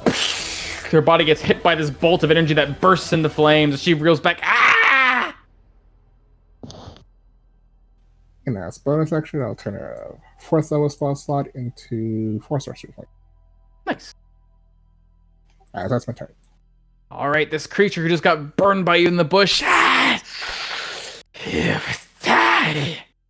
Aims its bow at you and tries to shoot you. Y'all got close when I knocked you out. Normal shot coming at you. Woo! 11. Assuming that flies over your shoulder. Yep. All right, let's see. Still resuming their shots. Persephone, another arrow flying at you. 22. Oh yeah, that hurt. Catching this time up in your shoulder, taking 7 piercing damage and 11 poison damage. I gotta make that concentration save. You make it. As, you Okay. still see Samantha down the way, this creature in the bushes, no longer hidden from you, but lining up another arrow shot. So I'm sort of pulling myself a bit closer. The shot coming at you. Boom! 8. Just miss it. As this creature, still coming forth from the north, makes it about here-ish. Holding its bow in hand, trying to get a better shot past its ally, going to shoot at you, Tamar Khan. 20. Just going just over its ally's shoulder to strike into you. It fires over his allies. I see her sneaking around back there as I'm lighting up my defensive staff to fend off these two creatures. See the arrow coming as I just turn my head, release my staff, and grab it out of the air, spin, and throw it into this guy's face in front of me. Spinning a key point, sort of infuse my arm to turn this arrow at the last second as I sling at it. Or him, All right. I guess. Give me that attack roll. With your monk weapon attack roll. Just like an unarmed strike, basically, right? It's your martial die, basically. It's got a range of 20 over 60. Ooh, as that will connect. I don't know if you want to take one off of that. if it doesn't actually count as a monk weapon. Doesn't matter. It's fine. Doesn't matter. Okay. As I strike this guy in the neck. Ooh! As the arrow comes bouncing, you feel in your hand like this thing's coated in something, and it didn't affect you because you're able to catch it, but it didn't have too much force behind it when it would have hit you. So instead, with that twisting motion and a bit of your ki, you actually deliver it into this creature harder than it was shot at you, and catches it in the... Ah! Reaches up its hands to try and stop the bleeding, but his hands are snakes! Just put some coagulate on there. As I You form fool. back up to defend myself. Alrighty. As This Persephone... episode of Song of Rapture.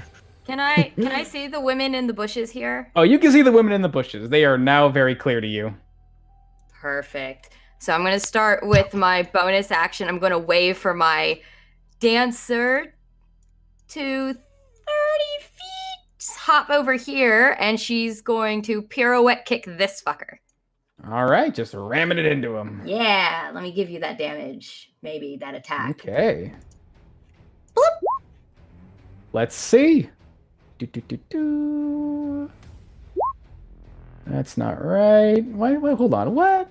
Hold on. There you go. Why you not like that? There you go. Cool. As this thing comes crashing into its body, you see it as it starts to reel into its form. Its body, the scales along its form seem to almost shimmer for a moment as it starts to reactively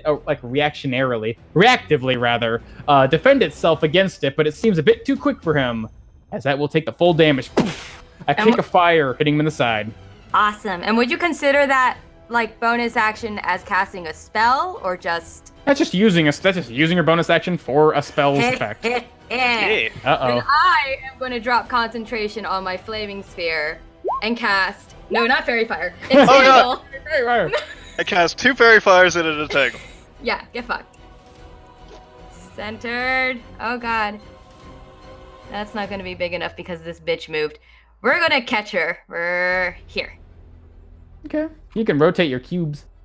Your squares rather. You get both of them.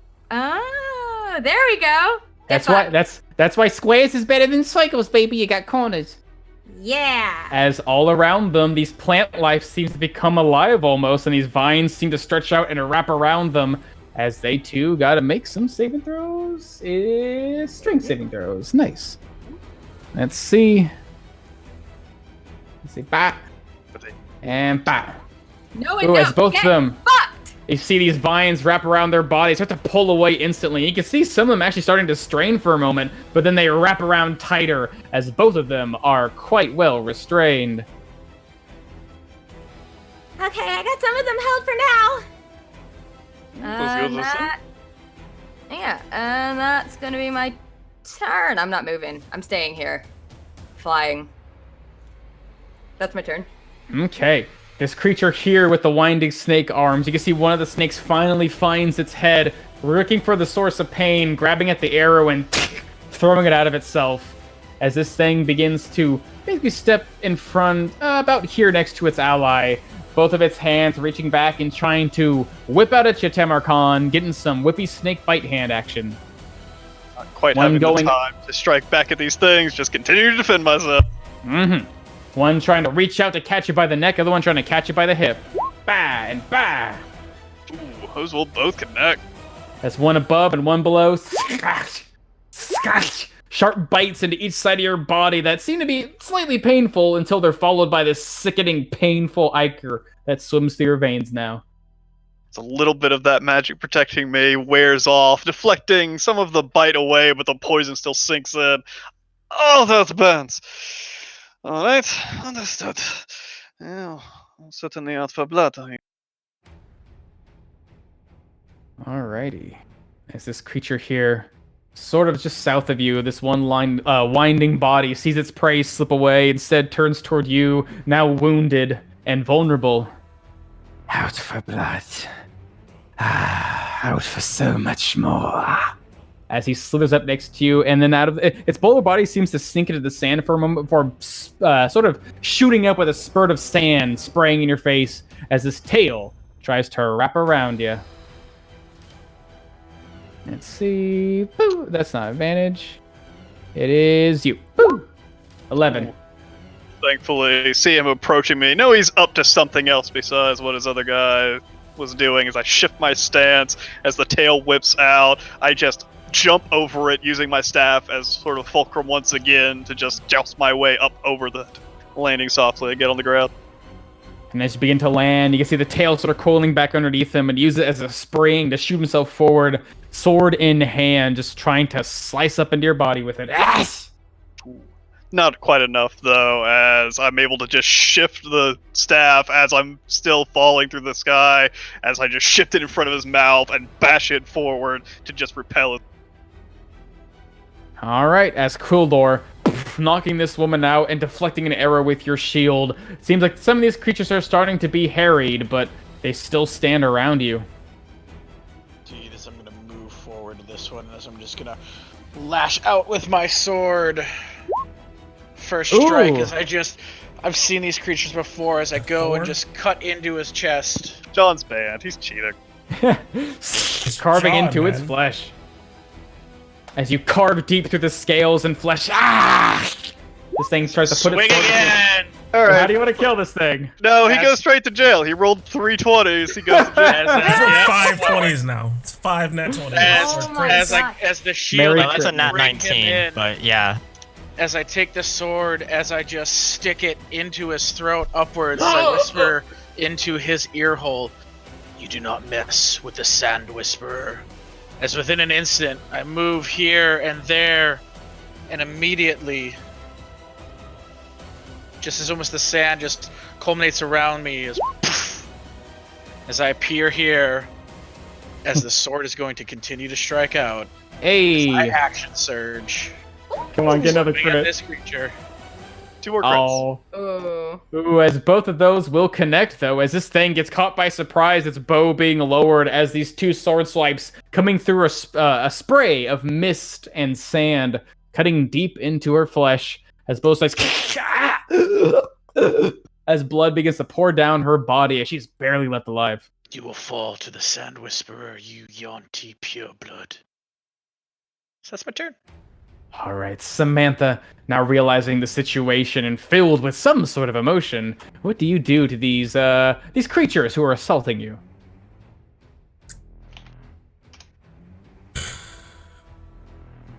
Yeah, so Samantha just grabs a hold of the reins once more and just softly forces the horses to pull the cart forward, pulling her. Run over Quill's horse. Yeah, just making Cole's horse move the fuck out of the way. Cole's horse is basically an NPC. Moving herself and the carriage like 50 feet forward, hopefully. Are you dashing?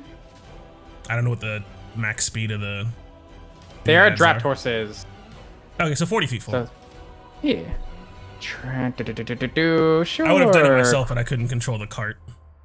Yeah. Cool's horse steps out of the way as there's a big raging carriage coming in. And Samantha is going to use her action to pull off her mask, revealing her true form to these foolish creatures. Fluid.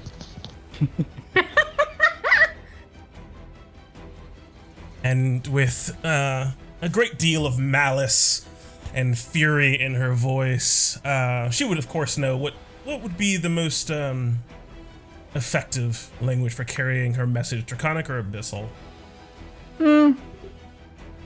Depends. Usually nobility within the Rianti rank.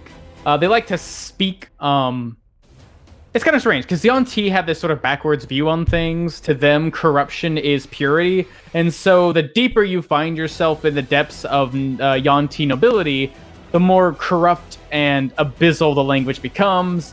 Usually, those on the level of purebloods, those of slaves or of simple peons, it's more pure, like draconic.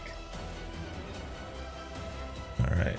So in that case, Samantha will use her action to reveal her true form, as her snakes whip up angrily, almost sort of spitting venom off to their sides, as she's just going to call out in Abyssal across this whole field. You dare attack Medusa's chosen! Lay down your weapons or lay down your lives! As that is what I am going to attempt to do, trying to intimidate the shit out of them. Samantha doesn't sound too happy. Roll me an intimidation check with advantage. You speak Abyssal, my dude? Oh, you are speaking in Abyss? Never mind. Yeah, I don't know what she sounds like- said, but she sounded angry. Like, imagine an angry Samantha screaming out in backwards, choking language. Ooh. Oh, I've heard that language before. So I like don't speak it. but I've heard Quildoy's Sylvan, except backwards. Ugh. As let's see, Talmak Aknushkli. I think it's see some of the heads immediately turn back towards this cart, and some eyes widen in surprise as they see this scaled creature sitting at the helm. But they still have actions and acts to do. But they do seem to take notice of you, Samantha. Tamar Khan, now having thrown an arrow and deflected blows, you can see their heads have turned away from you and down towards Samantha. Do not know what you said, but not distracting as any as I bring my hand up into the solar plexus of this guy in front of me, just pounding a fist into the side. As you can see over my body, just this glow starts to ripple across my hair as this ephemeral vision appears on my shoulder, as this large pauldron forms on my arm, as my pants seem to turn into this strange animal fur around my waist, large belt appearing, as I call upon a little bit of sacred magic to protect myself, as I strike into the side of this thing with an unarmed strike. 27. Ooh, 27 will connect. Just striking down to his solar plexus. Catches off guard to see this spray of saliva and almost a bit of venom comes out of its mouth as you just catch it heartily. I just whip my rod around, spinning it through the sand as I bring it up, as it turns back to look at me, to try to bring it right up underneath its chin, trying to strike. Ooh, 15 will connect. Striking it up underneath the chin as I bring the staff back around, wheeling it, and bring myself into a defensive position, facing off against these things now with my defenses secured. Whoops, that's not the right one. There we go. So that's me. All right. Let's see. As you're here and you're up here, this Yonti to the far north hears this call in a familiar language. You can see across the horizon, Samantha, these emerald eyes glaring up towards you, a head tilting. Two of my snakes almost looking curiously. daggers at her. Seems to mutter something under its breath and immediately begins to turn and make its way towards the sand dunes to the north.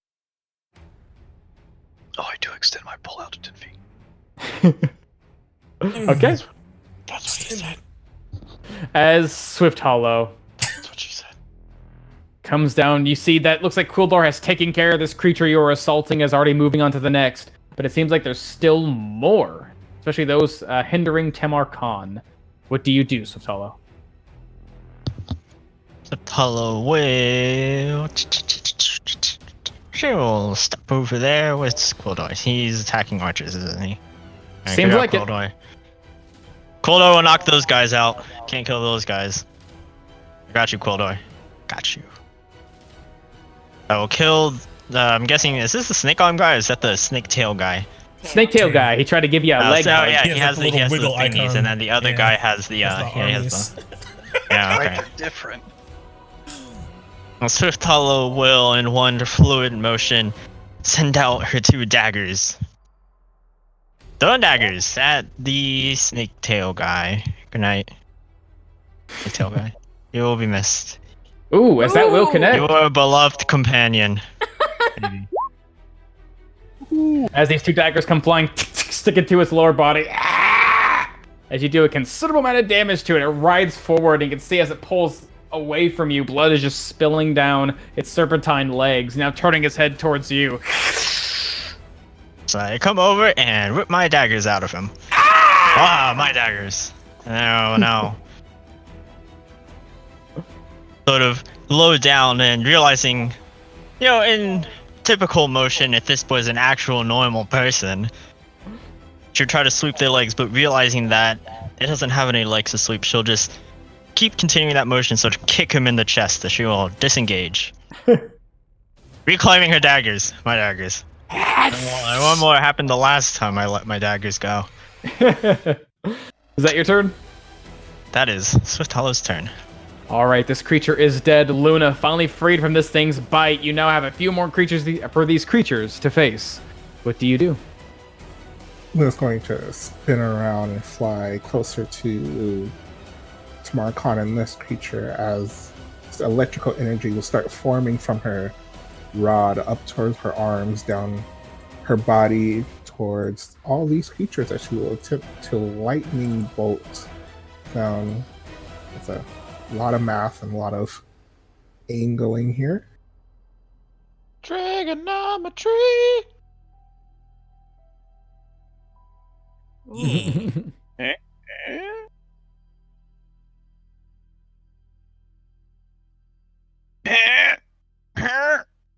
Just shooting straight from yourself, that would be enough to hit both of them. All three of them? Yeah, she'd be caught a little bit, but it's definitely enough to be effective. Okay, what's your lightning bolt look like? This strange purplish kind of slow moving lightning that just kind of like a shadow, just kind of paints them all black. Ooh. Ooh. As this bolt comes swimming, I guess, rather, through the air, and these creatures immediately try to defend themselves against it. You can see it lathering across their bodies. Their scales shimmer and try to repel the magic. You, and where you at? Get over here, girl. And you. Not Ooh. today. Trying their best, one of them seeming to sort of succeed in its endeavor. The second one creature, the snake arms, immediately as the lightning courses over them, they seem to shiver and shake, scales go flying, and the lightning half disperses. As it seems like all of them are somehow quite resilient to your magic, but they all still take the damage. As that is, let's see, you. This creature gets enveloped by this black energy before its body begins to shake and vibrate, and then just catch on fire and hit the ground. The one behind him takes about half the energy, but still quite resilient as it pushes away, some of the scales falling away, now singed and blackened, but still standing on its feet.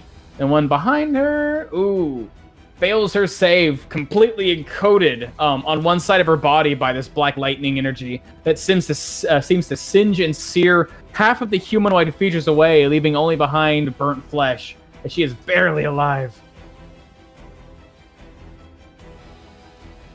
See, it's also quick and cast a firebolt at this guy, trying to protect Mark.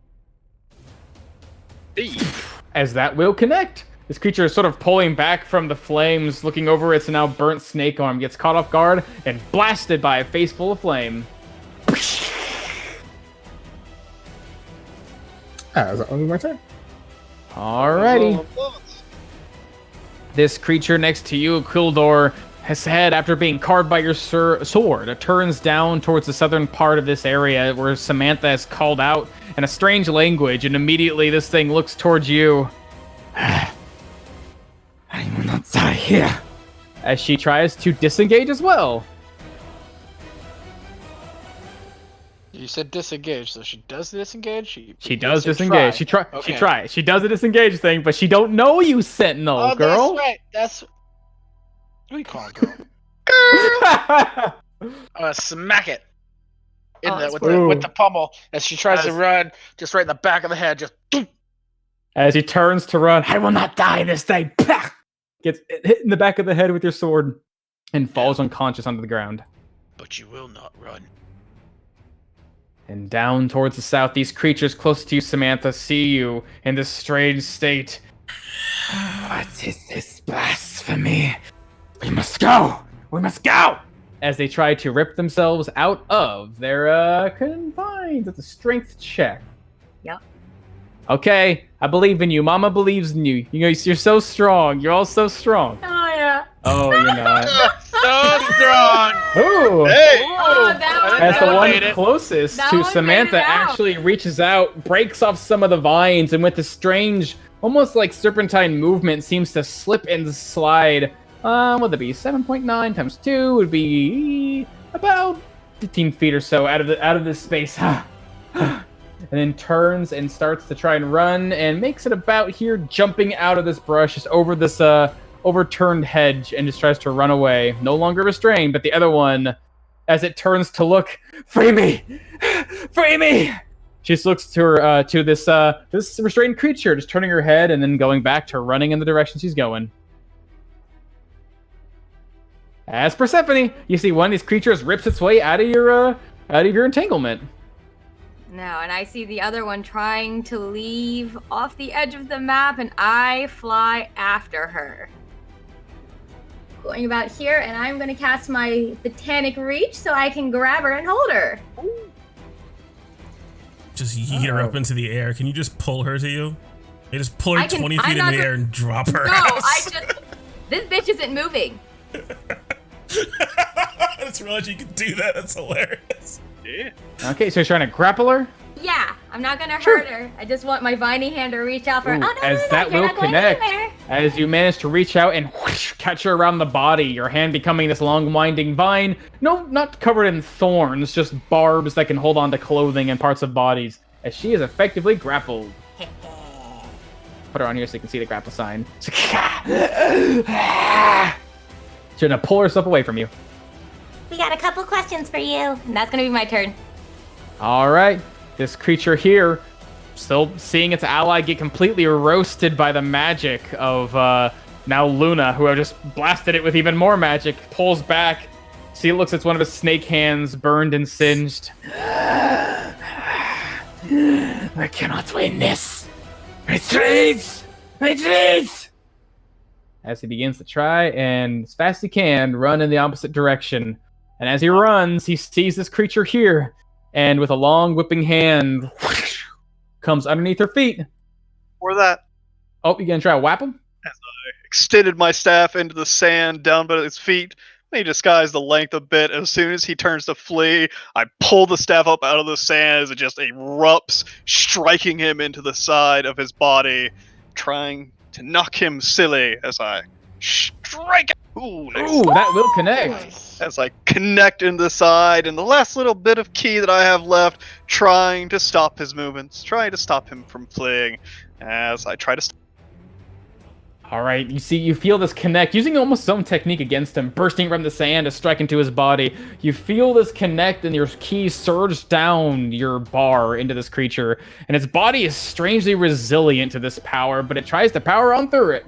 Ooh, Ooh, just enough to. and just barely pulling away, still limping in its step, but still making it about here when it sees its ally, sort of trying to figure out what to do, turning away, burnt and wounded. You can see the snake seems to go down to the ground, to the sand underneath it, and pull up suddenly as it seems to trip its own ally, knocking it off its feet.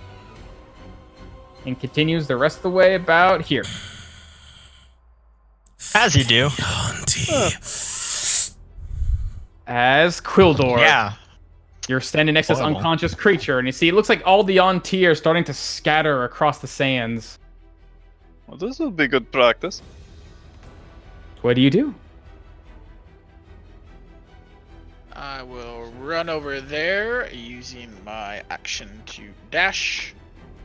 As I will use my bonus action to second wind. Myself some hit points back. All right. Drawing in some breath into yourself. That's what, a D10 plus your level? Yep. Nice. Be able to bring back some stamina and prepare yourself for the fight to come. As Samantha, these creatures are now scattering, it seems, after your call. But it seems like some of your group has put a handle on them. Some of them being knocked out, some of them being tied up and restrained. What do you do?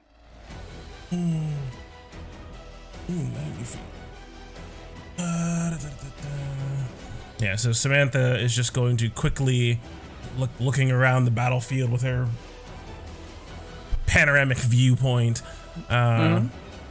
Is just going to hop herself up on top of the Hummer, seeing what transpired over here and seeing what transpired over here, knowing these foul creatures. As she is going to start conjuring up a bit of magic. Out of range for all of those spells. So, so she is just going to conjure up a bit of Eldritch Blast, holding on to it, depending on what it is they do from this response. She's going to call out to the group of them again in Abyssal. You run, you die. Face me for what you've done, and you get to live. As I'm going to hold an Eldritch Blast for basically the three, these three. If any of them keep running, she's just going to shoot them in the back. Okay. With Eldritch Blast. I guess I'd hit the... Yeah, it's fine. I'll just, cast because I can't split the casting of that. So I'll just cast both bolts at whoever continues to run first. Sure. Okay.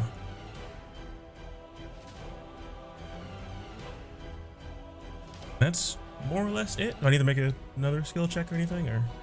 No. You make your announcement. All right. As Tamar Khan, it seems like these creatures are now pulling away, running away from you and your allies. Yeah, seeing as these two creatures start to run away, they almost look like something, as one falls down to the ground, lower, the other, this larger target running off to the side. This would be good practice, as I take my staff and just jam it into the sand off to my side, unsheath my longbow from my back, as I take up a stance, pull back 2 arrows. You feel wind wrap around my right arm as I loose 2 arrows, one aiming at the one at the ground, the other aiming at the one fleeing. So with my Horde Breaker, I fire off 2 longbow shots. Okay. One with a normal shot, one with disadvantage. So big guy first. The easier the shot. 17. That'll connect. 6 damage. Arrow comes piercing into his back. Second shot, going at the woman on the ground. Ooh! Oh, winning! How do you... You're saying I cheat! You say I cheat! Hashtag winning. How do you want to kill this one? Oh boy. As she starts to try to get up off the ground, it is just 1 arrow to the back of this guy. She looks at that. The other one just goes into the neck and just sort of out the ear on the other side. Ooh, that's more brutal than I expected, as I quickly pull back 1 more arrow and loose again at the back of this guy. Let's see if I can get the other. Yes, longbow shot. Ooh, that'll connect. Still stands. How do you want to kill this one? As he's running, 1 arrow in one shoulder, the other arrow in the other shoulder, as he just topples and falls. As Luna, you can probably see the wind dissipating off of my right arm, but being replaced by just a golden glow as I just whip around. And by the power of justice, as I whirl around, that glow shoots up my arm as I fire an arrow at this woman that's restrained over by Quildor. My final 4th shot. 28. Hey, where are you at? Restrained by Quildor. What's guy down here? Restrained by my entangle. Yeah. That will connect. Sinking 1 into the back of her leg. As she's trying to pull away from these vines, sort of manage to get her body up and over one part, but immediately as she exposes herself, the arrow finds purchase and catches her.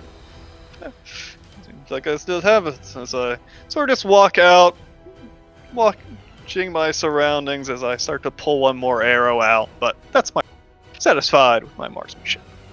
Okay. This my creature is war unconscious. Look at you with your extra little shot as a war cleric. Yeah. Finally getting some use out of that. As That's what it's for. Persephone, you see this creature starting to writhe and struggle against your hold. Do. Let's see. Why not? This creature's like being pulled up by you, looking up at this flying woman, keeping her restrained, looking at you.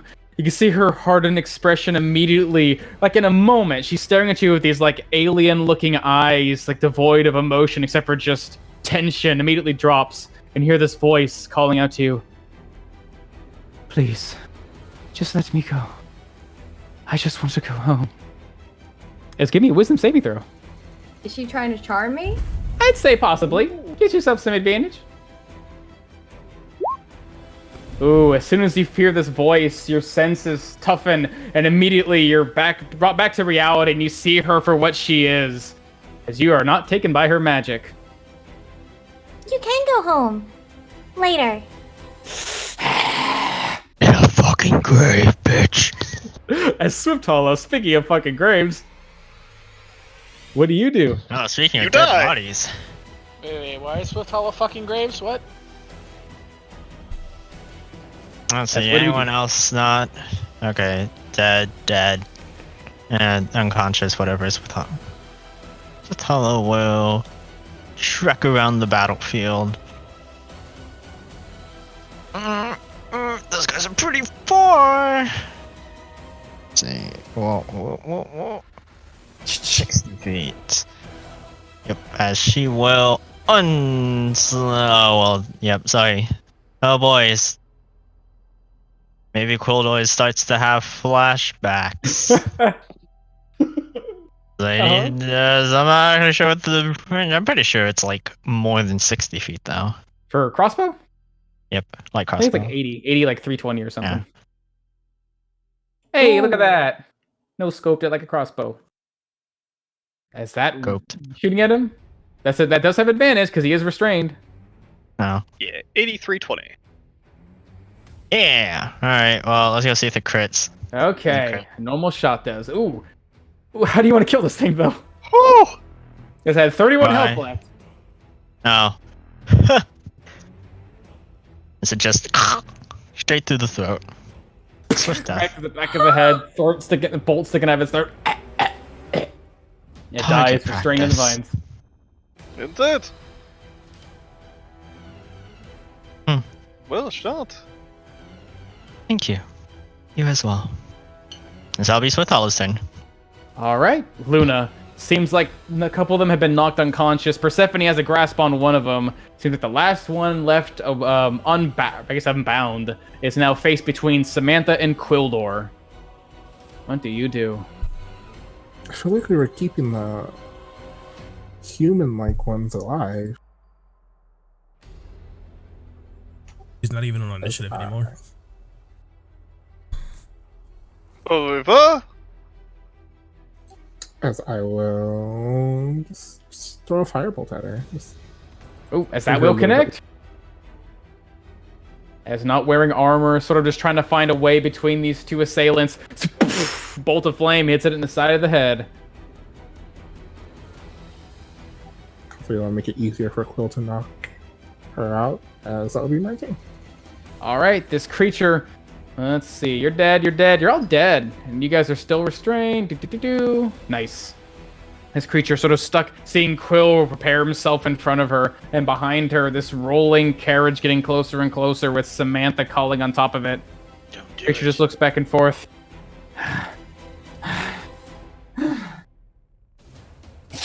And her form just seems to pull down into a mound until her clothes just seem to tighten on her form. And she just seems to retract to a much smaller, much weaker, I guess it's weaker form. As her hair, long and dark, seems to compress down to her skin, dark and black now, as she transforms into what looks to be a poisonous snake, and just tries its best to burrow into the ground. Alright, as both those shots will connect. Ooh. Oof, Ooh, and how do you want to kill this thing? I warned you. Seeing Tamar Khan with surprising precision just annihilate the two up to the north, Samantha's attention almost completely changes to the one in front of the carriage, and she just sees the first shift of scale and knows what it is that she's doing, raising up her scepter, conjuring up the bow, and lazily just putting two into the back of her. Without really much of a second glance, as one would, kill a fly, I suppose. All right, and with that final blast, blood and sand spray in front of you, Quildor. As you can see, what remains in front of you is no longer a humanoid. It's just some twisted black and now broken adder. As now, with a moment to catch your breath, it seems that initiative has ended. This creature is just kept tightly wound in Persephone's grasp, but the rest of them seem to be unconscious or slain. How long does fly last? Like About 10 10 minutes. minutes. Perfect. I'm just It's about gonna it. fly on over and like tug along with my grappled vine. Dragging through the sand. Just The walking Persephone has found a friend. the whole time, just kind of glaring over at Swift Hollow a little bit. Sorry, Quildor. Interesting. I thought we wanted to keep one alive, not all of them. They were retreating. I don't think that one was going to live. As I point over to the one that I stuck a bolt through her head. Or As arrow. Persephone's she's looking at both Swift Hollow and Tamar Khan. They were trying to retreat. Why would you shoot at their backs? I Target warned practice. Just grab the one, put it on my shoulder, continue to walk over to this other one. They Drop didn't it on the particularly, ground. they Is didn't it like- particularly seem to care about our lives. I'm like I mean, I stepping wasn't going over. to kill them. But But the we have one- no idea what they're doing out here. As Persephone like drags the other one to finish the lineup. To step over the one that's dead on the ground with its coiled tail. Samantha just kicks it in the face as she steps over it.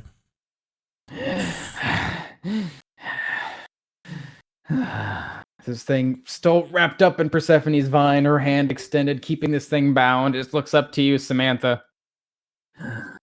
Yeah, Samantha just grabs her by the throat, pointing her face Yeah. up at hers. All of her snakes looking down at it. And she just starts closing her hand around its throat, choking it. What are you doing here? And she just lets her grip go just enough to allow her to speak. This thing just sort of tight in your grasp. It's surprisingly strong, Samantha. You'd think that if Persephone wasn't holding it still with her vine, this thing would have potentially overpower you, but instead it just sort of pulls back, looking up at you. Why would I spill answers to a simple pureblood like you? I am far more than a pure blood. I have been chosen. Can you not see it? Chosen by a dead god. Samantha starts to dig her nails into her throat. Is this an abyssal? This thing's just speaking common to you. I'm just speaking in common. Desire dead. Her prayers go unanswered. Her chosen are no better than we. We behold the winged serpent, Siseth, the winged god. You chosen have no power. No power. Seems like I have all the power. As I just, using my free hand, cast Primal Savagery and just tear at her stomach. All right. Persephone, you see, looks like Samantha is just ripping away at this restrained and bound creature. Do you just let her? No, I'm gonna pull the Yanti woman towards me. Samantha, that's enough.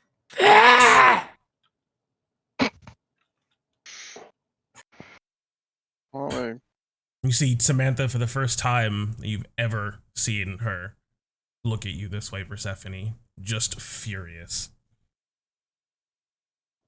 I'm gonna fly down towards her. We don't need to go that far. We can be better than them. I am better than them. Then prove it! This doesn't make you better. This makes you worse.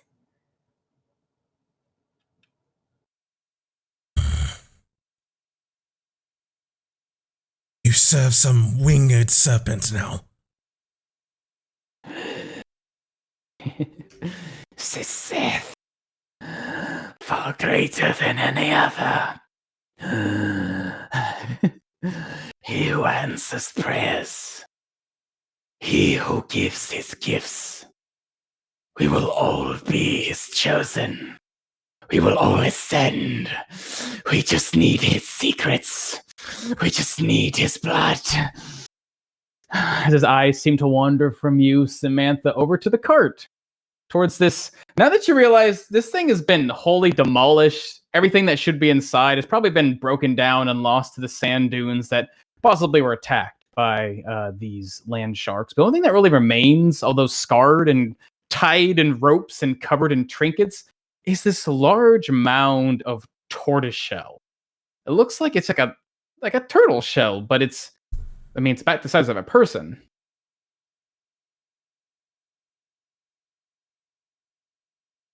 What is this? So I'll try to pick it up.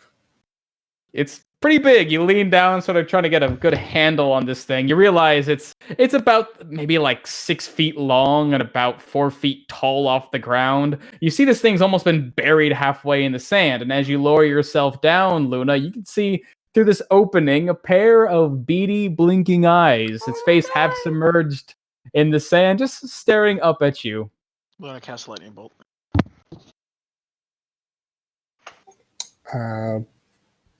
Persephone, I think there's something in. Or I think this is alive. What do you need with a live turtle that large? What do you need with a live turtle at all? Simple elf. Simple elf. Answer her question. Nothing of their machinations. He holds secrets. He holds truths. His blood will spill them for us. If So not once today, again, another. you plan to betray your alleged new master.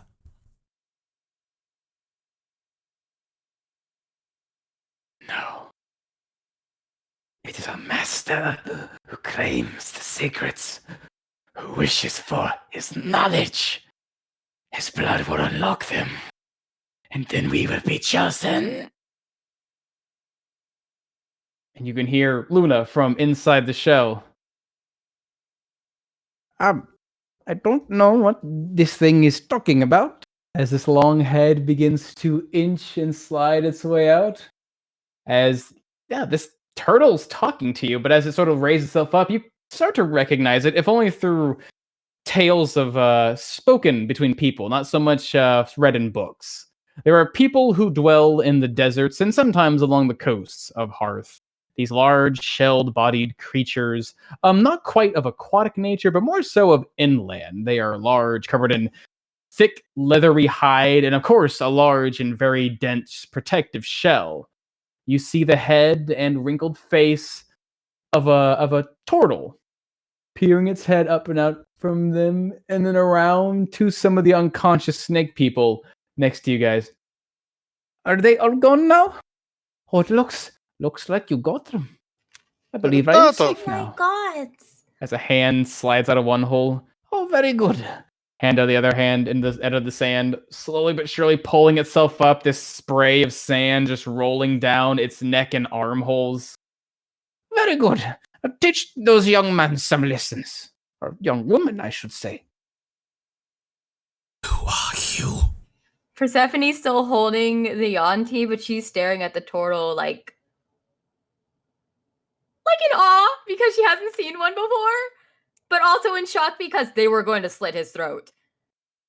I have not spoken this name in so long. I am Kurma Raja. I am, as many know, as the Lucky King of the Runga. And I am here, well, I was here. What was I doing again? I was wandering. Wandering what? No, I was wandering, that was it. Wandering through the desert in search of... What was I searching for again?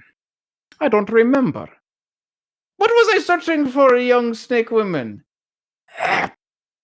Does not matter. Wandered far from home, and we found you.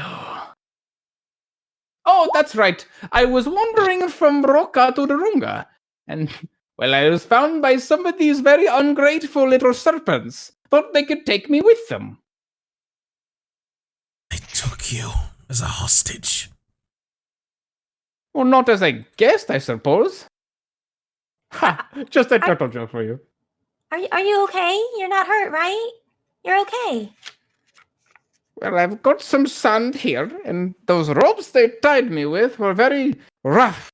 But those big things, the bullets, they were quite good at breaking through the ropes. Did a poor job on this cart, though. Look at it, it's such a bad shape. I mean, the wheels are falling off, there's a hole in the bottom. Oh, me? No, I'm fine. Guess I got lucky. Have I ever seen a turtle in person? You've actually maybe have seen a few. They're not prominent, but if there's any place in the world where you'd find a turtle, it would be somewhere in the White Sea. This seems to be sort of their home.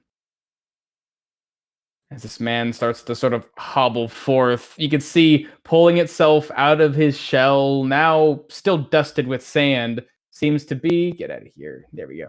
Seems to be this long and withered cane, and for the other hand, a smaller stretch of wood that pours sand out of it seems to be a pipe. As he walks forward, the question is, what are you lot doing here in the desert? You do not look like desert-faring folk, and his head sort of cranes around to get a good look at you. Some of you look to see that you have never seen the sun in your life. I've seen plenty of this sand. The sun. Who said that? No, so dude. My name is Tamarcon, Eldar. We are the Valiant Vanguard. Well, they are the Valiant Vanguard. I don't exactly know what I am. We're seeking out something quite impressive out here. You are wandering east, yes? Or going west? I do not know where this place is that you speak of. I was wondering, well, was I wandering to the west, or was I wandering to the east? Snake friend, was I wandering to the west, or was I wandering to the east? Yeah, where did you find him? Doesn't matter. I think it does. We are in the northwestern sands. Where is this Garunga you are going to? What the runga? What time is it? Does anyone know the time? Oh, there is the sun. Right in the sky. I believe with that direction. In that direction, his hand like pointing one direction, his head like twisting almost all the way around with this long distending neck, just trying to get a good survey of the area. I suppose it's to the east now. It's in that direction. Do you need help? I should be fine. Unless you want to give me an escort, I would very much appreciate it, but I will always find my way home. I always do, as the Lucky King does. Lucky of King, what? you say? The Runga. Oh, that is such a long, long time ago. Today, I am just a wanderer, an emissary of sorts between these broken lands of the White Sea. But I like the name King. It sounds better than emissary, I suppose, or ambassador? Lucky King. Sounds better. Hello, this kings place- named themselves one time or another. Is this like a city or a town? I assume? Darunga, yes, it is a city. One of the greatest cities you will find in all of the kingdoms. Surrounded by much sand and seeded with deception. And lots of different faces you may find, some of which you see here. Some naughty little serpents. But all it takes is some knocking some sense into them. That is all it takes. As he sort of walks over and then to the one bound, takes his cane and sort of bonk on the head with it. Yeah. Have I heard of this city? Darunga? Turunga? Darunga is one of the other major cities of the White Sea. It is sort of the one next to Roka. If Roka is sort of the trade center, the head of this entire part of the nation, Darunga is where a lot of both the military and the trade goes through. So you probably spent some time there. So, Oh, of course, 'cause I don't- Lucky King, are you part of the military or the trade caravans going to Ah. Darunga? I represent all people of Darunga. I travel these lands to find those who are lost and bring them to the cities. Although it seems in this case, the lost have found me. But that voice sounds so familiar.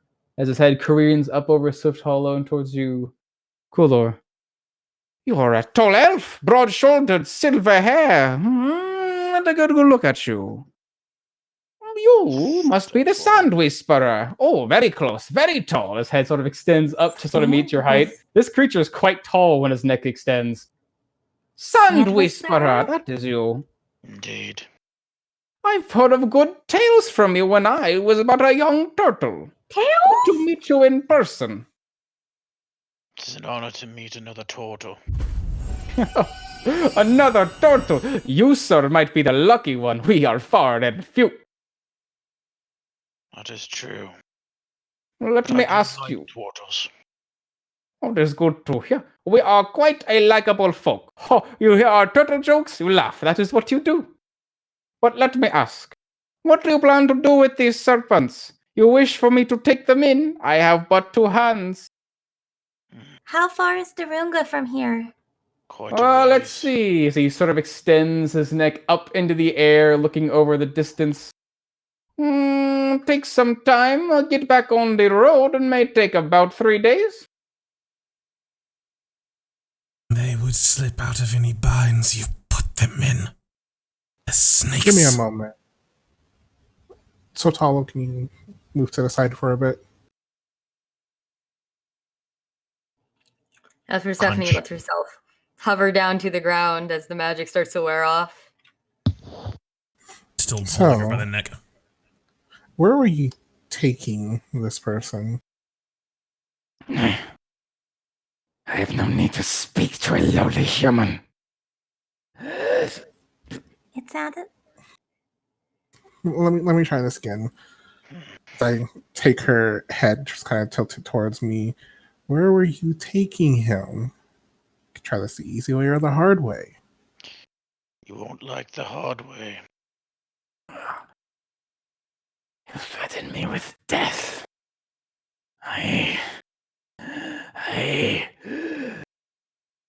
You may kill me, but I will ascend. You will never ascend. Cute. As I will grab her cheeks and go deep into her eyes, as she will just start to see the world around me just start to darken, where she can only really look at me and nothing else, as I will attempt to dominate person. I don't know if Ooh. I don't know if they're like humanoids. I know Samantha's a humanoid. Oh, they're definitely humanoids. They're just kind of monstrous looking. Ooh. Let's see. This creature's eyes sort of flash back into yours. As it seems like they have a bit of power to help defend them, but let's see, it'll be enough. Ooh. As immediately the magic tries to overtake, their eyes flash, and you can see the pupils start to dilate and fill from these slit little lines to suddenly filling, almost completely engulfing the emerald color in this sort of deep, shadowy black pits. But immediately they snap back thin, and this thing grits its teeth at you. Your magic. Your magic cannot take my mind. I am given to him. I'll see about that. As Luna will start standing up again, take her hair, put it in a ponytail, and get back down on her knees in front of her, as I will turn the 4th level spell slot into more sorcery points. Turn that into another spell slot. I'm going to try again. One Do more it time. again. Take 2. I'ma do it again. As your magic begins to conjure forth, drawing from the shadows itself, whether from surrounding you or even from within you, to conjure greater magic and thrust it back at her again. Seeing Luna's persistence and exertion of effort, Samantha's furious face seems to calm for a moment, and she can't help but smile at her efforts. Can I use a the inspiration to give her disadvantage? No, unfortunately. But are you casting it again? Yes. As again the shadow tries to overtake her, her pupils begin to dilate once more to fill her eyes, and she tries to resist you. And immediately you can see they fill the emerald color now gone, and they do not retract this time. This time her mouth sort of falls half agape, and she sort of just goes still in your hands. Yes, my master. Lovely. As I will pull out a map. Now, That is here's a awful pen. looking. You will mark down the exact spot where you were taking this person. Just gonna kind of look over and kind of perplexes. I'm assuming that Persephone still has her completely wrapped up and Yep, I'm trying to figure out how the still. hand's gonna get out to write the map, but just Oh, But I should probably. There you go. She won't do anything. Okay. So I unwrap my vine from around her. All right. As you hand this map to this creature, she takes the pen and these long, thin, long-nailed fingers, and almost with a strange curl to her writing, she takes this blot of ink and seems to dab it right about. Where are you? Let's do you. Down here. Drawing a small marking down near the corner of Mount Cot. Right, so I assume that's where your cult is. Do you have any other hiding spots where you people are? We are all over the desert. Serpents swim in the sand. We have many hunting grounds around the cities. Sort of just draws a circle around Darunga. The greatest of them, the further we hunt. All right. And just for clarification purposes, when I was interrogating her earlier, and she was saying that she was like working for this winged serpent, did it sound like her like direct master and the winged serpent were the same person? Seems like it. Okay, yeah, because I was trying to figure out like whether or not she was working for a cult who wanted to take the powers from the winged serpent, or the winged serpent was the cult she was working for, whatever. I couldn't really understand past all the anger. So yeah, draws a mark near the corner of Mount Cot. Others draws two large radii around Darunga and Roka. How many serve your new master? How many serve your new master? 250. Oh, that's a lot. Yes, cold school doesn't seem too bad. We can't let him try to go back alone if there's that many. No, Why do they want him specifically? he's a king. Why do you want him specifically?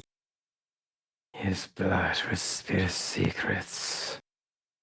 The serpent will teach us its secrets, and we will ascend on wings.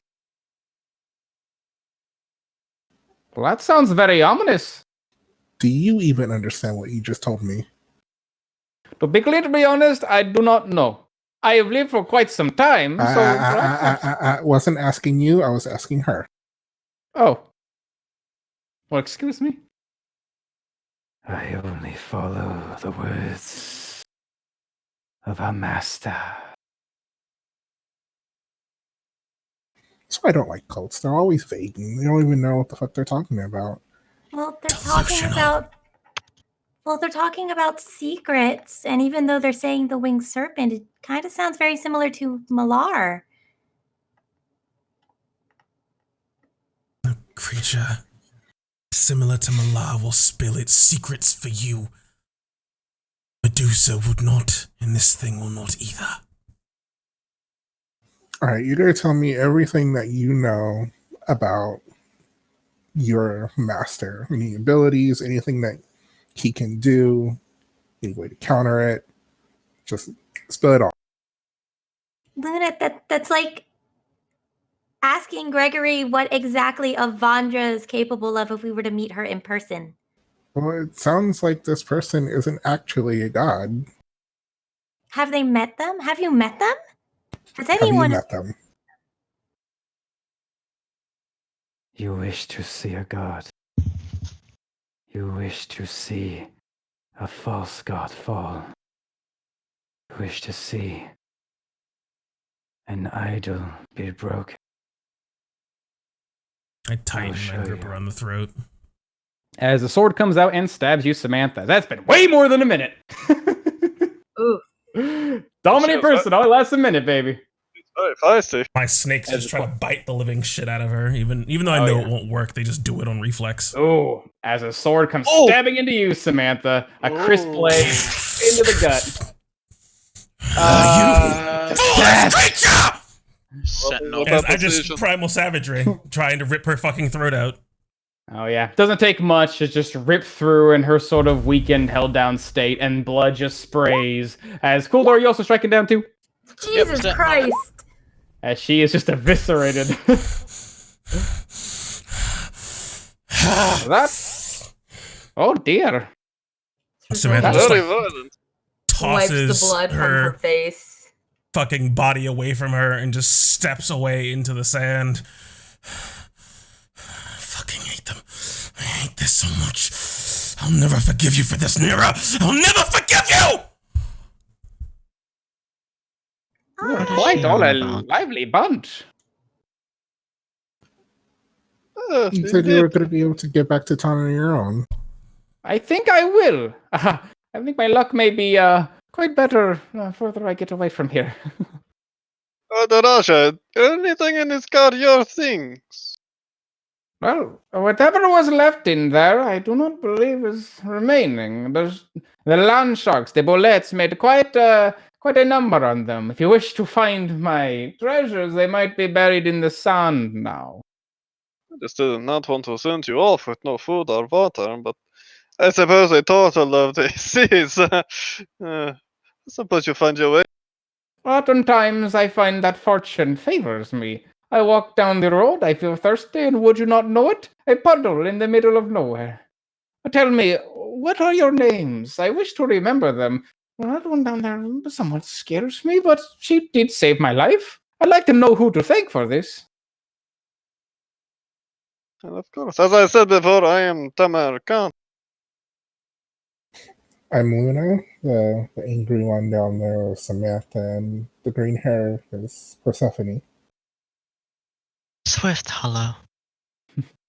Get the bow too. I get the webcam now, so I can. Hey.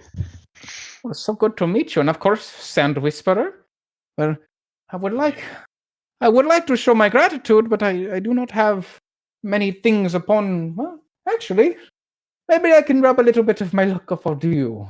One moment. As he goes one by one, you can see all these ropes and strings just hanging off of his shell, and you can see that there's like feathers and bones and pieces of metal forged into small, intricate shapes. All sorts of trinkets just hanging off of him as he goes by and hands basically each one of these little trinkets off to you, whose description I'll leave to you to describe. Something small and mundane hanging from a small, leathery rope. As he comes down here a bit cautious to you, Samantha, if you would not mind, a piece of treasure from a lucky king to take on your path. I'll take them. Safe travel. Thank you. Snakes on the back of my head, just like rearing up as if to strike, but not actually doing so. I'll take hers too. Feisty serpent indeed. I'm sorry that these things cause you so much trouble, young serpent. But I assure you that they are simply hysterical beasts. That's how many of them tend to be. Foolish. Okay, I shall leave you to it. No, Raja, please, take this if you will, and I'll go grab some food for you as well. It's still quite a journey out east to get to Daru. As I hand him out my water skin. It's only half filled, but it's no better than nothing. Such a kind one you are. You know, You're very strange. You are the second tailed and headed individual I have met who has shown such kindness to me as he takes your food from you. So looks it over. I did not know what. I suppose you mean tabaxi. I did not know they venture much within these hands nowadays. Are they tabaxi? I would not have noted. I thought they look more like cats. You seem to be more like those who swing from the trees. Easy, not I. Indeed, I am not tabaxi, but people when they refer to tailed ones, I do not know of many others. It's a one more like me. Oh, yes. Certain one who loves to hang in the city of Darunga, although now I believe he is moving to Roka. One with long golden hair and sharp face-out features. Well spoken, young individual. Tall. Particularly tall. That's it. Uh, let me talk with you then and ask some questions if you. Certainly. Just a bit. I cannot leave my fellows behind, but I am quite curious. Absolutely, I would love to stay in if you wish to ask questions. But maybe I'll leave it from that one down there who seems very angry. Of course, let me go get something to eat, and I'll see you at ease for just a bit. Certainly. All right. What are you guys gonna be doing with these creatures still sleeping? One of them horribly slain and ripped apart. The other one's still unconscious. Yeah, well, Persephone is like over there trying to talk to Samantha. Luna's gonna reach behind her, not facing them, just two fingers out, just click Eldritch Blast execution. Easily enough. Magic tears them apart. Pretty humanely, but giving them a proper end. And so Persephone's cautiously approaching the angry Samantha with the tokens in hand. Hey, that And so she kind of stops short.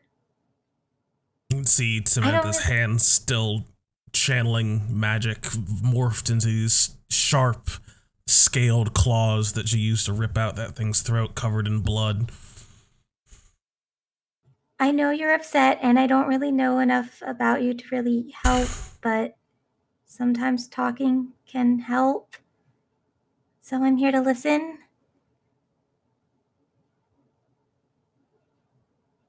It's okay.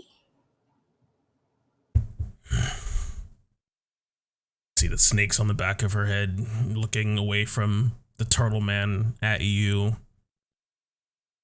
Each of them slowly but surely calming down. It will be fine. Be fine. They speak blasphemy, but it will be fine. Samantha just turns to face you. You can see her eyes just burning with hate and anger, but her face now seeming to rest back into that calm, statuesque state that you've seen for so long.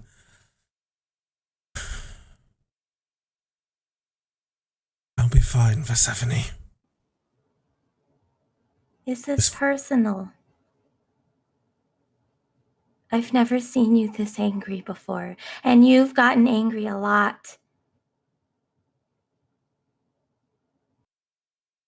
I turn to pretenders. I turn to false idols. The only reason I am alive is because of her blessings. Now they turn their backs on her when they need her most.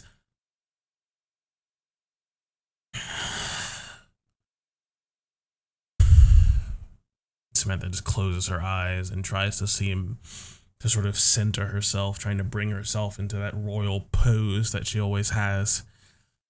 Persephone's gonna reach out and put her hands on Samantha's. Then we will go and we will slay Obsidius, And with our newfound reputation and glory, we will have enough people to help you seek them out. If they're going around snatching people for sacrifice, they need to be stopped.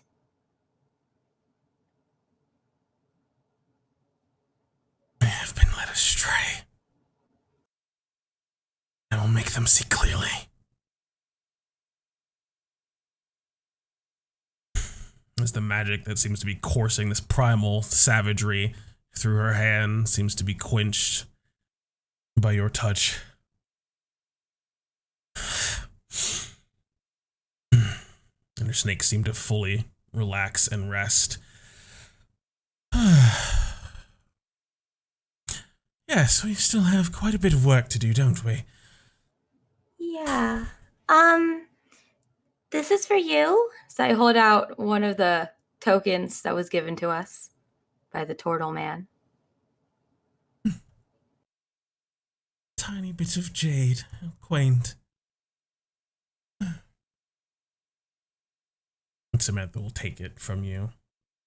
Persephone's gonna wrap hers around her wrist where her crystal is, a small feather dangling from the end next to her crystal.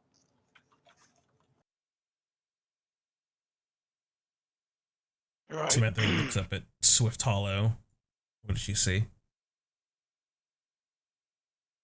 Sure, Swift Hollow is just sort of looking down in her hand, and as you sort of walk over to her, you can see in her hand is actually a small paintbrush.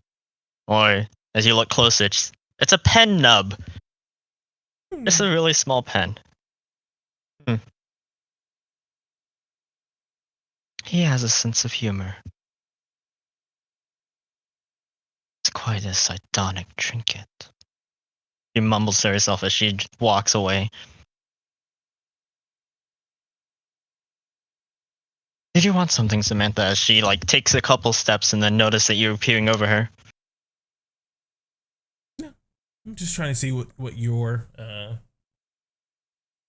what you look like, what emotions were on your face, if any. And again, We're just blank, as seeing always. the blankness, yeah.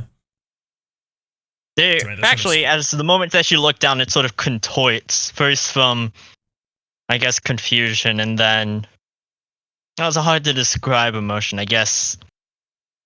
Yeah, just further deepens the confusion along her muttering, just shaking her head, just dispelling the thoughts that she has. And just sort of splitting her vision from there to Luna and Quildor. Her snakes looking at Quildor, her own eyes looking at Luna. Sorry about that. It's cool. Why? Why am I sorry? Yeah.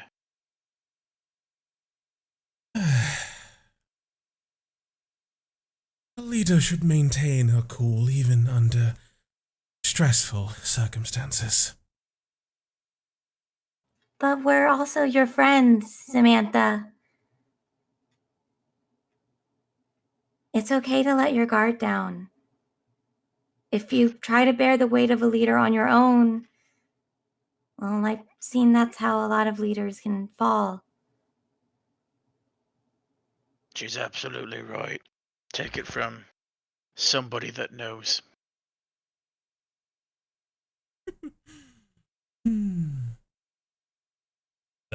Samantha just holds out a hand to Persephone to pull her up a bit from the dune. Persephone takes it and hops out. Just pulls you into a one-armed hug against herself and feel just a bit of Throws you back. just a bit Persephone of pops warm-blooded warmth into a from bunch of Samantha. flowers. Or she sort of pushes you away. No, Persephone clings. She clings.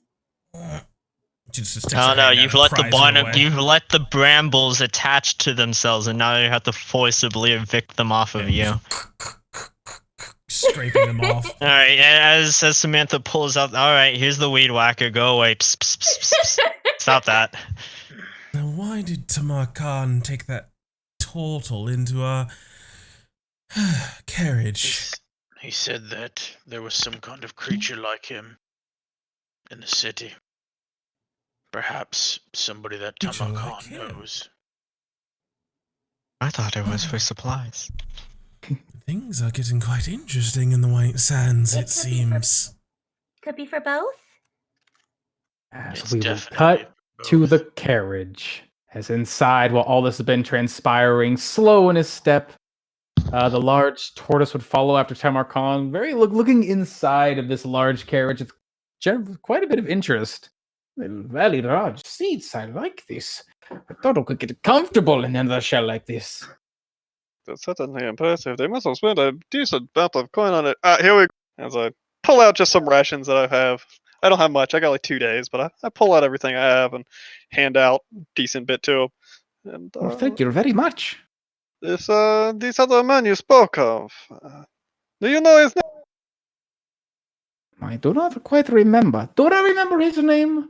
Let's see. I have heard many names in my life. Many names in the last few months as well. This has been quite busy. What did you say your name was again? Tamar Khan. If he is who I think he Tamarkan. is, That name sticks out Mandrikan? to me. A part of that name. Mandrikan. Yes? Mandrikan. I could have sworn it was Mandrikun. Mandrikan makes more sense now, yes.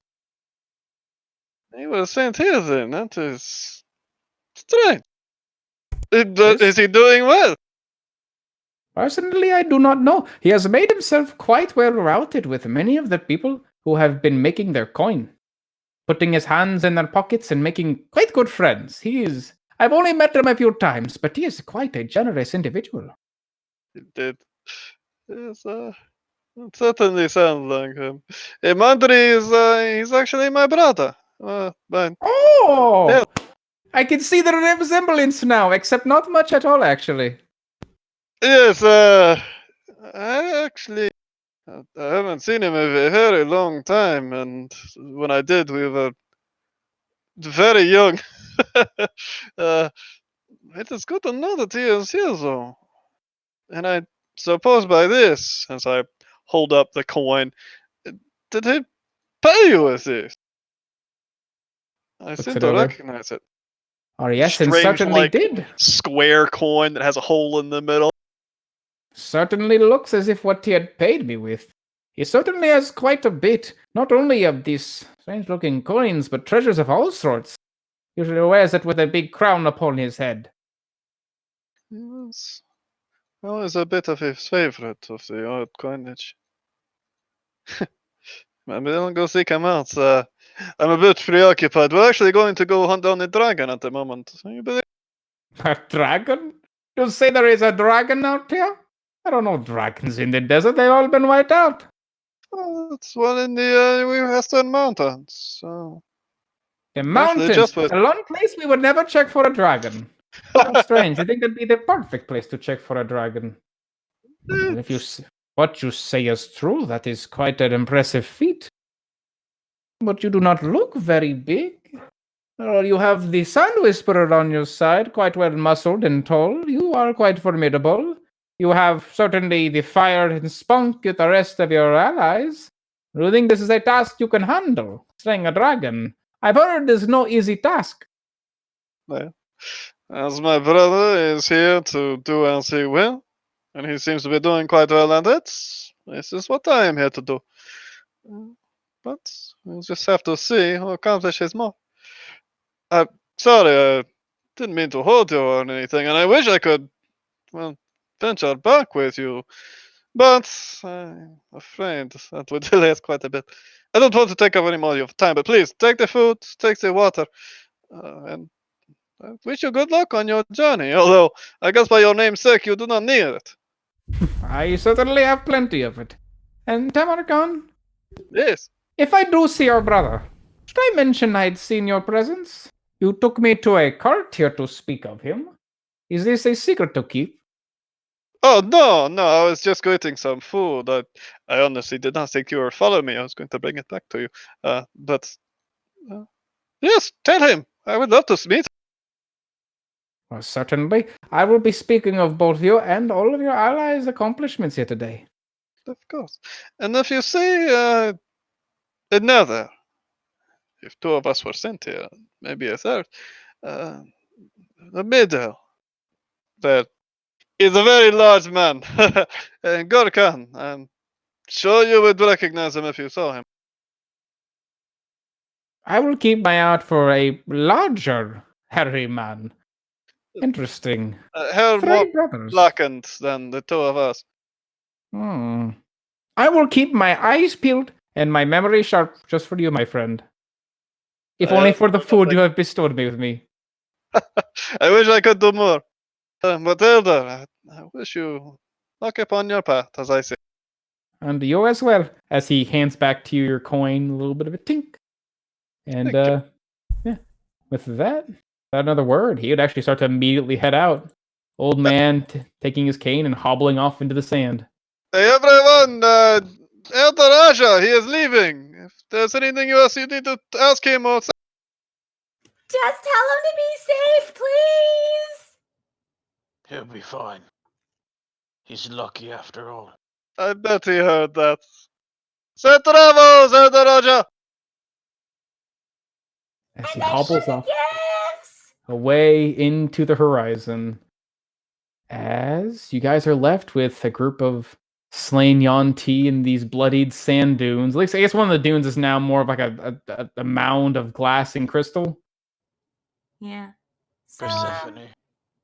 yeah. You wouldn't believe this. The Elder knows my brother. He is actually here. In Daruga. There's more of you here? Apparently, more it of is you as here. surprising to me as anyone. Is We he may as have to deft visit as him. you? See as what? Deft? Deft. Ah, in different ways. I have two brothers. We all inherited What? different times. Yes. Deft. No, joking. Wonderful. I They're inherited just like the you. quickness of hands. My brother, Madrik Khan, is the one here, apparently in Daruga. He inherited my father's intelligence and silver tongue. And then Ogre Khan, my middle brother, he inherited my father's indomitable strength and undeniable fortitude. I don't know if he is upon this plane, though, but if the two of us were sent, I honestly thought that I was the only one sent here. Is it really that easy to just come here from the Feywilds? That Oh, no, easy. no, no. Oh, that is what I mentioned to say. When we were talking with the very old men in the very large building, the wizards, they said about the thinning of Yeah. the veil and all of that. Um, yes, it's a bit of what tells us here. Although, again, Oh. the last thinning was about 20 years ago, so Wait, this happens on a regular basis. at the very least every 1,000 years or so. At least as far as I know from my. It's never anything extreme. Again, when I was here, I'm not aware that anything bad happens, but as far as I'm aware, it thins from time. How old is the world again? The world is at 5,000. least like, I mean, from Hearth itself, it's at least like 100,000 years old. But you have to understand, my father is a different sort.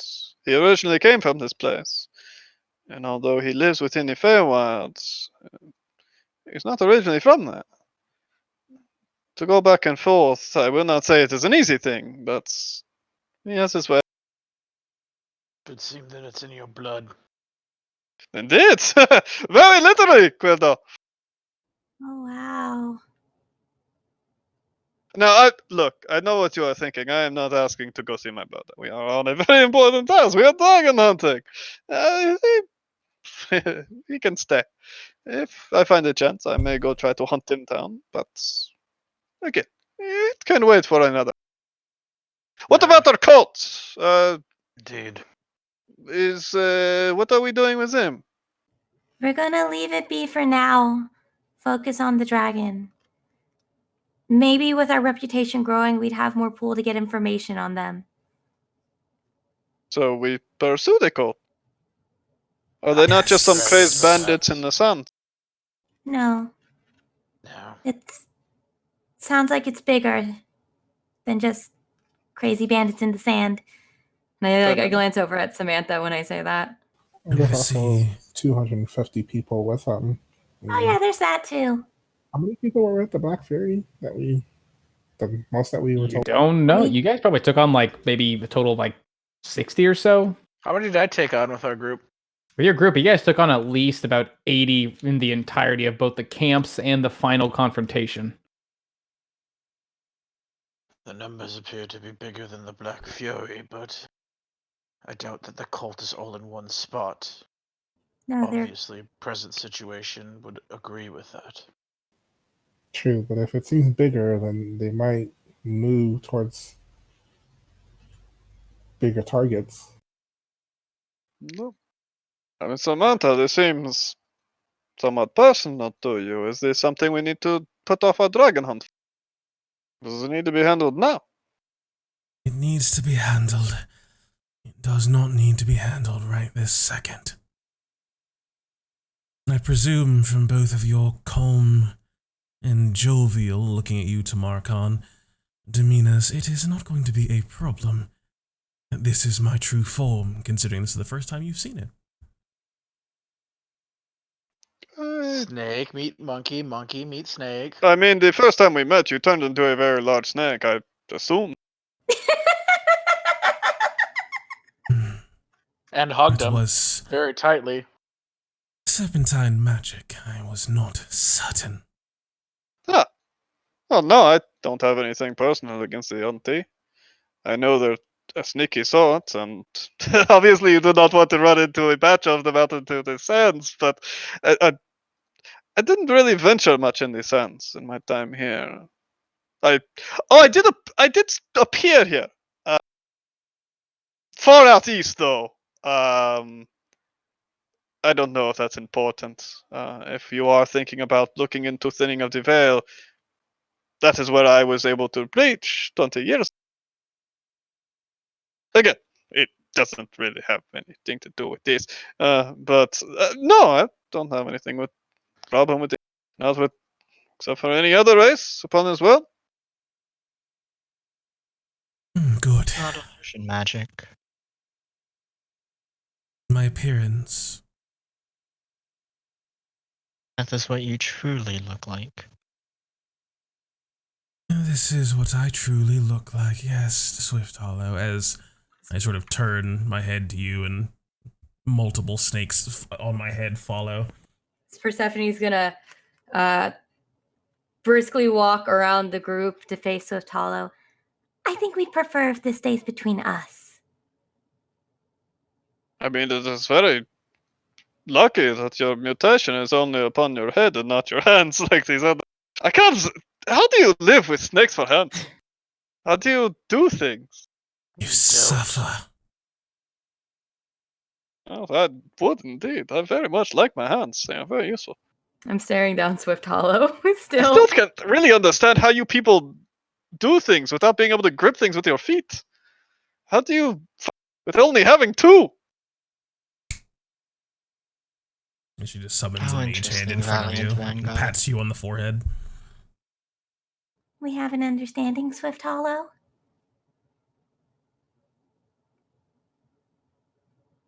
Seems it is in my best interest.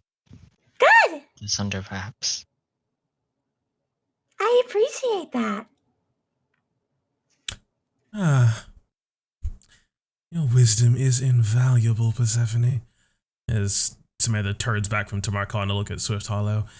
Do not worry, you will not have to keep your secret from your master for much longer. I just need an ironclad reputation before she can know.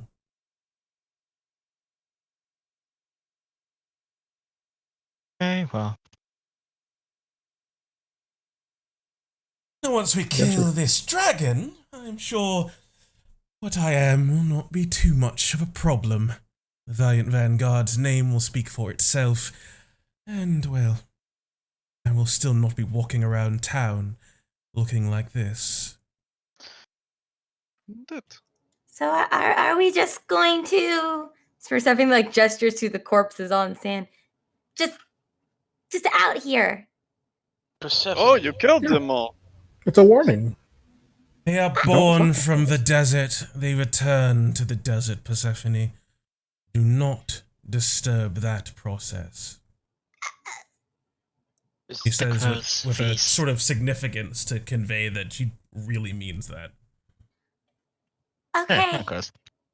Let the ravens feast, Persephone. I mean, Persephone, though. do you mind if I just Loot them just if you wish. I think I will. What They will little things do you steal happen those to have things upon? back from others, I'm sure. Don't forget the cart. Isn't it broken? I looked within the cart. It's not a pretty Oh. sight on there.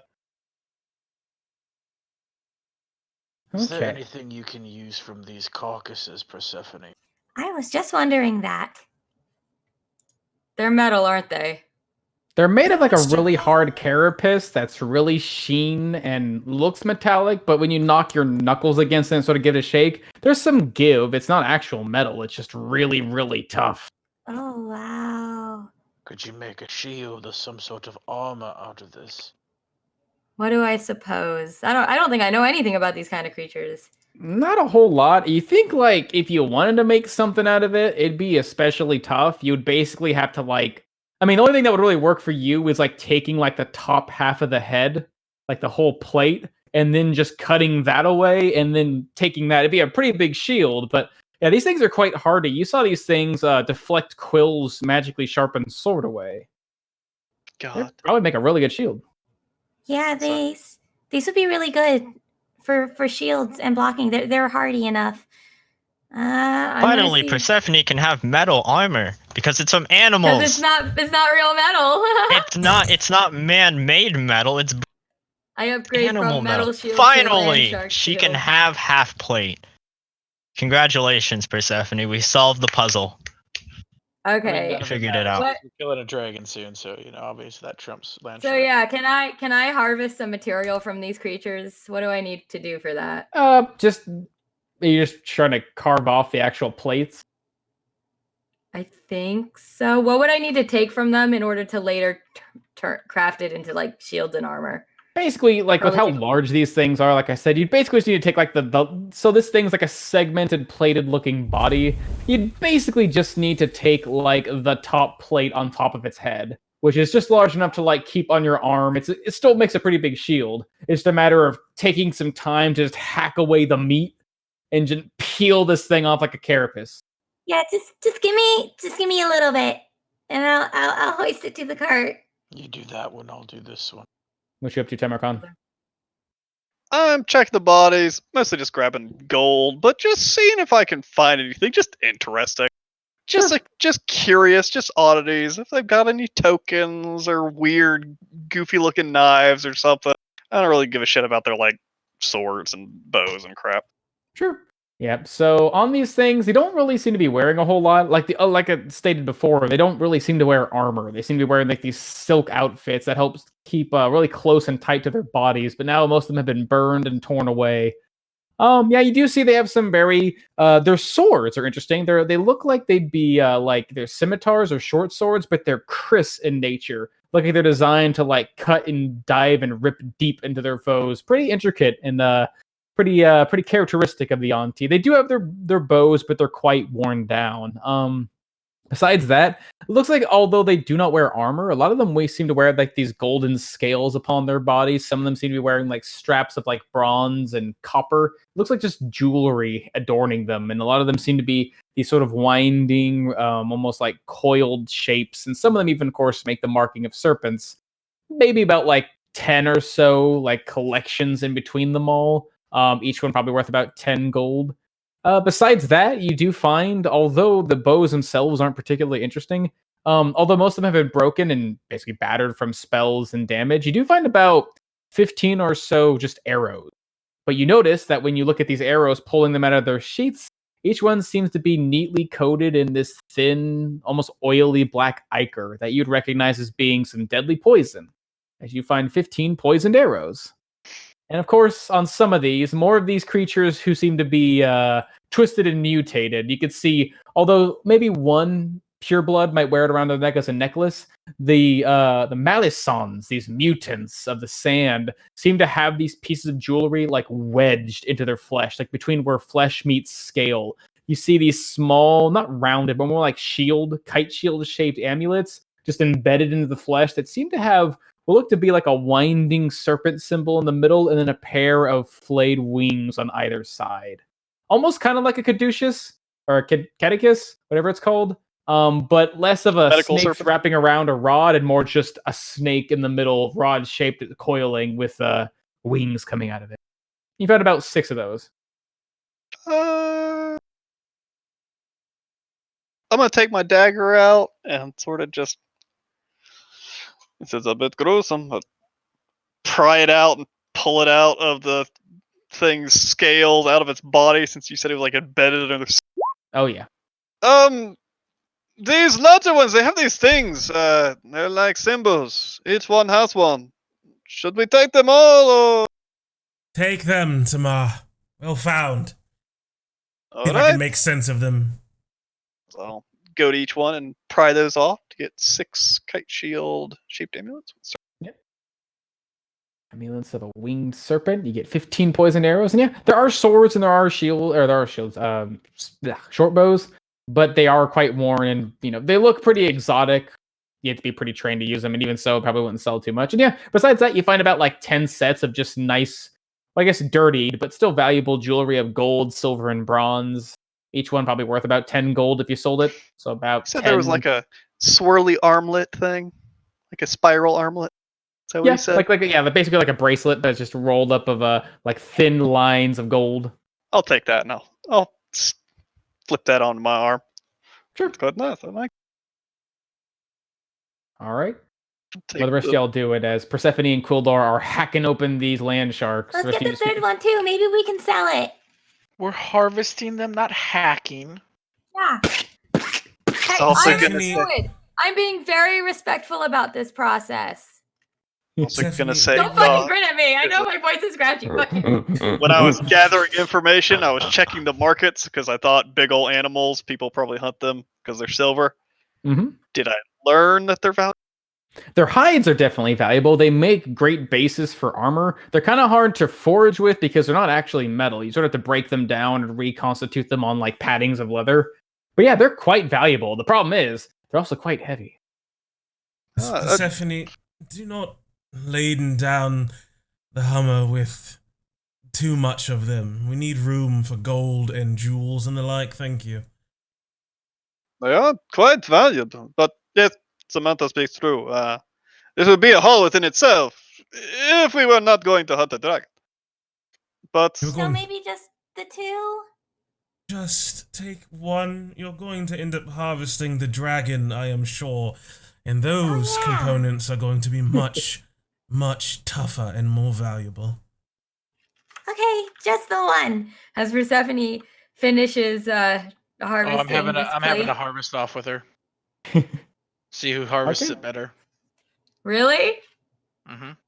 All right. if we you do need this. any help, just let me know. Also, who handles your money? I've got some like jewelry and stuff here. It's not worth much, but it's be worth a pretty penny. Give it to Luna. It all fits in her bag. We'll do. Hey, Luna, Just split things evenly.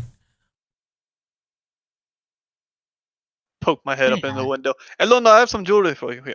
Here, I'm gonna have it. in there. Open the I'm pretty bag. sure, like, because it's a carriage, the window's like barred. We just said Like- Persephone could squeeze her way through it. They so can be apparently- lifted We in. don't, Yeah. we don't have an Mhm. official canonical design besides the fact that it's big and really comfy. We call Okay, it well, the that's a Hummer. security There- risk. I mean, that's there how is- there brigands. is a hot That's how tub. brigands stop you on the road and they force themselves into the carriage because it's not barred. There's Obviously a sauna in there for Samantha. Clearly. Sweet fellow, I Sweet found a fellow. thing you might want to look at as I hold out a quiver. The bottom of the thing there is a like an echo of things. The poison, they were striking. Would this be good? There's several arrows coated with it, but I don't know how long it will last. So I hold out the quiver with the 15 arrows in it. The quiver has poison in it? Or it's just the arrows that are poisoned, like poison tips? Yeah, Looks just like hold, the arrows. yeah, hold out There's the quiver arrows. that has all the arrows in the bottom of it that have the ichor and shit. It's an auto poisoning quiver. I'm sure she'd be psyched for it. Yeah, I know. That's what I was asking. Is the poison dried or is it liquid? It seems like it's Does still it seem to be liquid. freshly applied? Oh, it is Give freshly me, applied. give me an I guess an intelligent poison check or a or investigation check or both with advantage. Well, they Your both have the same investigation. modifier. Yeah. I don't know. Throw some dice, Oh, add use some poison. numbers. We'll figure it out. Yeah, throw some dice Sure. at some. I can always you know- help you if you wish to ask for the aid of Ressus. You know that this poison's not quite a common one, but it's a commonly known one. Hard to craft, but recognizable once you've sort of worked with it a bit. This is a special poison used by the Yuan-Ti, quite literally known as snake oil. It is this viscous substance that sticks true to like wood and stone and metal. It stays soft and liquid and remains such for maybe like a few days at a time. It can be applied far ahead of time to apply some little extra bite to your strikes. They name it such because obviously they make it from some oils of a not quite certain, but some sort of serpentine creature. And in doing so, they make this very potent poison that, yeah, they can basically keep on their weapons for quite some time. Although it seems that the smaller the weapon, the less they need and the more vicious bite they can create. And you have about 15 arrows covered in it. These things could probably last you for about maybe 3 or 4 more days. If you can spend time working with them and preserving them, you can have them last longer as well. If you want to like collect them and put them in a vial. So Marcon's asking me if I want them, or is he asking if... What's the Marcon asking Swift Hollow of? Mostly just if you found this interesting and if it will still be good. Yes and yes. Like He'll figure something out with it. we could probably both use them. They're covered on the arrows now, not useful for your You crossbow. use a but I'm short sure. bow, don't you? A longbow, actually. Yeah, they benefit you more. I use a crossbow. I mean, I'm sure. Can you not transfer them to some bolt? There's 15 of them. That's a good bit. How many do you want? I don't need many. I don't fire off bow all that often. Maybe 6? 8, maybe? Maybe 8. That's asking for more than half now. I do not frequent the use of a bow. They are far too large and not as concealable as a light crossbow, but... She pulls out 8 arrows from the quiver, because she doesn't have a quiver for arrows. Hehehe. Wonderful. Yeah. I'll see if I can use them for good work. Mm-hmm. She just Fine. attaches it to the small of her back. Perfect. As you both acquire some Yuan-Ti poisoned arrows, they're simple arrows, except whenever they strike a creature once, only once, they deal an additional 2d6 poison damage. Well, it's sneak attack and Mm-hmm. You can sneak attack crit them. Nice. Did you Alright. need So I got something? 8, you got 7. Sorry, what was that? May I? May I? As she like reaches up towards one of your snakes. The ones on my head. Yes. As they all seem to like move away from you, all of them sort of pulling to the sides of her face, all except for one with a distinctive black line down its back as Koti extends down out and towards you. Cody, no. She just takes him in his hand and she just uses her thumb to just rub the top of its head. Just sort of coils itself around your finger. It's a purely professional question. Animate. As you see, as her thumb now goes back farther, and with your anatomy of snakes, if this was a venomous one, she'd be pushing where its glands are. Ugh. You would push out the poison. As Yeah. Swift Hollow starts rubbing Samantha's glands. Yeah. Making So- liquid Poison come gland. out. The supposed God. poison glands on her snakes. Yeah, as they are Strictly indeed professional. quite poisonous. Did you ask me if I had a mate? No, I was asking if I could use your poison. But that is neither here nor there. Get it. Yeah, it's like Cody sort of looks up away from you, back at me, and then back at you, and then sort of pulls away. And Samantha Yeah, just seems fucking poison. puzzled, just like blue screening almost. No one's ever asked me for my poison before. I ship it. I mean, it is Valentine's Day. Just saying. I ship it hard. Ah, yes. Swift Hollow does not like you, but she likes the snakes on your head. She wants you for your snake poison. She wants you for your Swift- snakes, yeah. Mm-hmm. Swift Hollow X Samantha's head snake.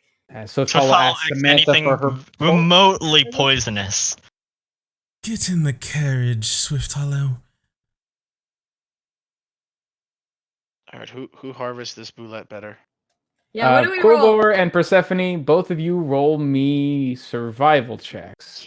There's plenty of relationships that are based on just using someone's snake. That's all I'm saying. Wow. As Not better Coolor, by much. both you and Persephone start by trying the best place to cut into this thing. It looks like this creature has been well battered by a combination of bludgeoning strikes as well as your blade. And so you start to cut into one of the crevices. You realize you're actually cutting it into one of the actual cuts made by your sword. And so it's not the best place to start, so you start somewhere else, which gives Persephone just enough time to get to the soft meat quick and then immediately gets the top part of this thing's armor removed before you do. But only by a minute or so. You have your strength on your side. Persephone tries to hold this full body size plate and just kind of waddle back in the sand with it. Do you need some help, Quill? Big grin on my face. I'll come over and help you carry the thing I'm first. going to lob my carapace at Persephone's feet to see if it trips her up. Okay, so you're just throwing a mound of... Okay, so Yep. you throw it at Persephone's feet. Let's see. Cool Lord, give me an unimprovised weapon attack. And let's see if it gets her. Is that strength or is that dex? You're throwing it, so it'd be Thrown. Dex. Ooh. Nope. All right, not bad. Let's see. Thrown at Persephone. Persephone with this large object in your hand, not able to just easily get hit. And you see this carapace coming and use it as a shield. Knock it away. Oh, hey, that's pretty good. Dude. These things had families. As you guys make your carapace's way to the car, I'm assuming you're just putting it like inside, leaning up against one of the walls, inside the carriage. Okay. Oh, I leave mine on the ground. We're only allowed to take one. Can we Okay. strap it to the roof? Sure, if you got rope. Does There's anyone rope have in the rope? back. Aha! All right, you That'll guys work. gather some ropes, strap it to the top, and Quildor calls his horse over, nice and composed as usual. And yeah, unless there's anything else you guys want to do, you guys make your way beyond this site where so much has happened. On the And road that- again. On the We're going road to- Very eventful As- day. We're going to travel for about another 2 hours or so, and take a moment to sort of rest. I can't really bandage my wounds and recuperate while I'm driving this thing, unless I can. Do you want Can I me to take a take short care rest? of Not it? while you're driving. Not Yeah. while you're driving. You are actively driving a cart. I totally forgot. But everyone else can. Well, hang on. As Persephone sticks her head out, do you want me to take care of it so you can rest in the cart? I've never driven the carriage before. Would you like me to take care of it so you can rest in the cart? Look, we want to just wait for 15 minutes or so. I'll be right to train. I can take care of it. I don't need that much time. Not for these little scratches. Well, I'm as they're going- figuring out who's going to do what for a short rest, I'm going to take a short rest. Because remember, we've changed the rules where our first short rest is real short. So Mm-hmm. it's not an issue to hang out Oh, for 15 minutes, that's guys. right. Take our 15 minutes. Pat yourselves. Alright, in that And case. Swift Hollow, during Mhm. a short rest, takes out a small journal and takes off the pen nub from her trinket and Mhm. replaces it with another fountain pen. Ooh. Starts writing. Because it seems like on her first fountain pen, the one that the not trinket one, was missing one. Oh, Nice. very sardonic. She All starts right. dividing. Going to slip into the carriage sitting across from Luna and sort of pointing herself a little bit away from Swift Hollow. Taking a moment to rest. Persephone, I will be out there in just a few moments after I bandage up this wound. See whether or not you can really steer this thing properly. Oh wait, I don't get healed. I'm driving. Mm-hmm. Yeah. We're just taking 15 minutes to Yeah. rest, it seems like. And then she's But going to drive. Persephone. Yeah, Persephone. You allowed Persephone to drive. She's going to drive. All right. I guess while the rest of you are resting in the back, and Cooldor can't really rest on your horse while you're You'd like riding. Again, I think we're taking 15 minutes. Okay. Persephone's just real excited about driving. Okay, I'm trying to figure. Okay, So Sitting there Persephone ready just to go. drives it straight into the sand pit. Everyone dies. The wagon is stuck. We never get to bring it back. Got it. Ah, all right. So You 15 never minutes let me help with pass. the horses before. You guys spend some time licking your wounds, catching your breath. It seems like it doesn't take too long before finally you feel some of the aches and pains you suffered in battle fade away, and finally it seems like maybe you're ready to go back on the road again, or at least off the path, on your path again. Scoot Yeah. over. Can we go? Can we go? Can I drive? Yes, scoot over. Okay. Persephone's going to scooch over. Samantha takes a seat next to Persephone and pulls out her rum runner's choice. All right. Now just ease them into it as she drive. Go. Passing the reins back to the DM. Let's As go. with Persephone holding the reins and guiding the horses with pretty good just direction and wisdom, able to handle the animals more than the cart itself, but hey, they had this vehicle, so not too hard to do. You guys make your way through the desert dunes, through the scorched lands, for what seems to be another 3 days. Passing through the long and winding nights and days, sun beating overhead, but fortunately you are carrying, or basically being carried by, a vehicle of luxury, which grants you the joys and comforts of shade in this dark and desolated place. Or it's bright and desolated place. Until eventually, you guys reach the edge of the scorched lands, until you start seeing the mountains getting closer and closer. Above, you can see the clouds seem to be darkened, as if a storm is soon to come and rain will soon fall upon them. And it's when you get here that you can see the shadows growing close to the foothills of this mountain, that the land seems to be darker. A darker in a way that Tamar Khan in Swift Hollow would recognize. You could see the loose and sand-like soil of the ground beginning to change color, laced with veins of black color within them, until you realize what looks to be was once this bright, vibrant beige sand is now being darkened into coal and eventually into shards of glass, as if the remnants of the White Sea have reached a black tide, and soon you stand at the feet of Mount Kot, looking up to the great heights, past some of the rising clouds into the sky, and what you can only presume to be the layer of Obsidius. As that is where we will think this end is it. tonight's session. Yay! Oh. no, wait, I Yeah. can't dab on stream. Yes, you can. can. Dab. I was about to Let's hit get- it. I, Hit him with it. You gotta wind it up. You gotta wind it up. And we got banned on Twitch. And he's dead. He's dead, Already everyone. died. That was Peter's last game. this is the consequence. This is what happens when you dab, kids. Yeah. I didn't know you were supposed to wind your dabs up. That's amazing. Yeah, they add extra moves to it now. Oh, Yeah, my man. goodness. I don't want to be associated with that. So, yep. All right, well. It's a Gen Z. It's a Gen Z thing. You want to understand. Oh god. Oh, well, it You has been wouldn't an get it.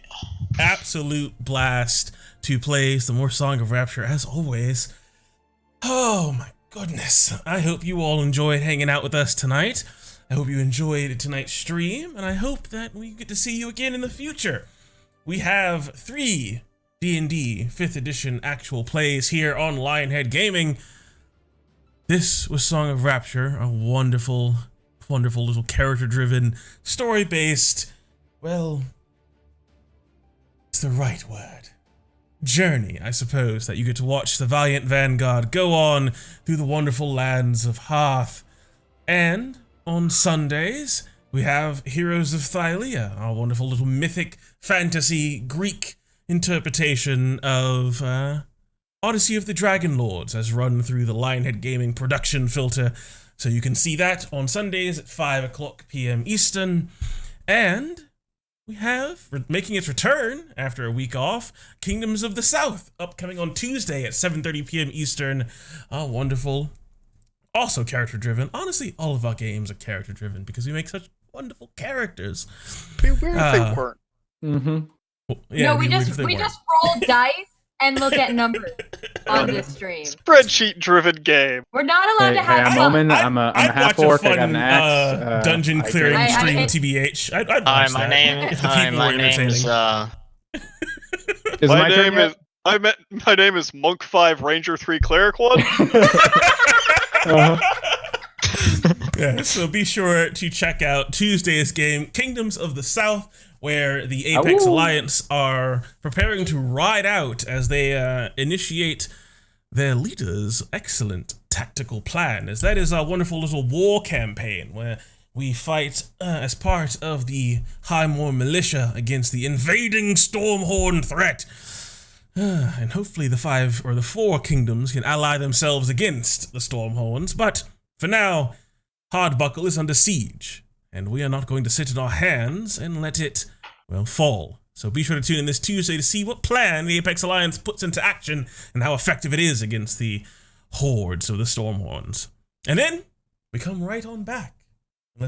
We come right on back this upcoming Thursday at 7:30 p.m. Eastern as well for more Song of Rapture. So you can rejoin the Valiant Vanguard as they scale Mount Cot to confront Obsidious, the Pretender, and slay him and take all of his stuff in good old D&D fashion. So, I hope you enjoyed that, and I hope you tune in to any of the games that you want. Heroes of Thylia is also available in audio podcast form on anchor.fm/lineheadgaming, so you can check out the Session 0 episodes along with episode 1 there, or also the VODs, which will also be uploaded to YouTube. All the links and stuff will be in the chat. Be sure to follow on Twitter for any updates, changes, or just my general opinion on TTRPGs and video games and all that kind of stuff. And yeah, we also have an official Discord, so hop in that if you want to shoot the shit with us and talk about characters, look at cool fan art people have been drawing. There's tons of it. It's great. Look at, and also argue the merits of evolving cantrips and other wonderful little topics of discussion when it comes to D&D and other tabletop role-playing games and all that stuff. That's all I got for you. The game's good too. Yeah, the memes are Hey. pretty good as well. There's some Yeah. pretty good memes. So that's all I got for you. I hope you enjoyed it. And as always, may your dice roll 20s, and you always make your saves. And y'all.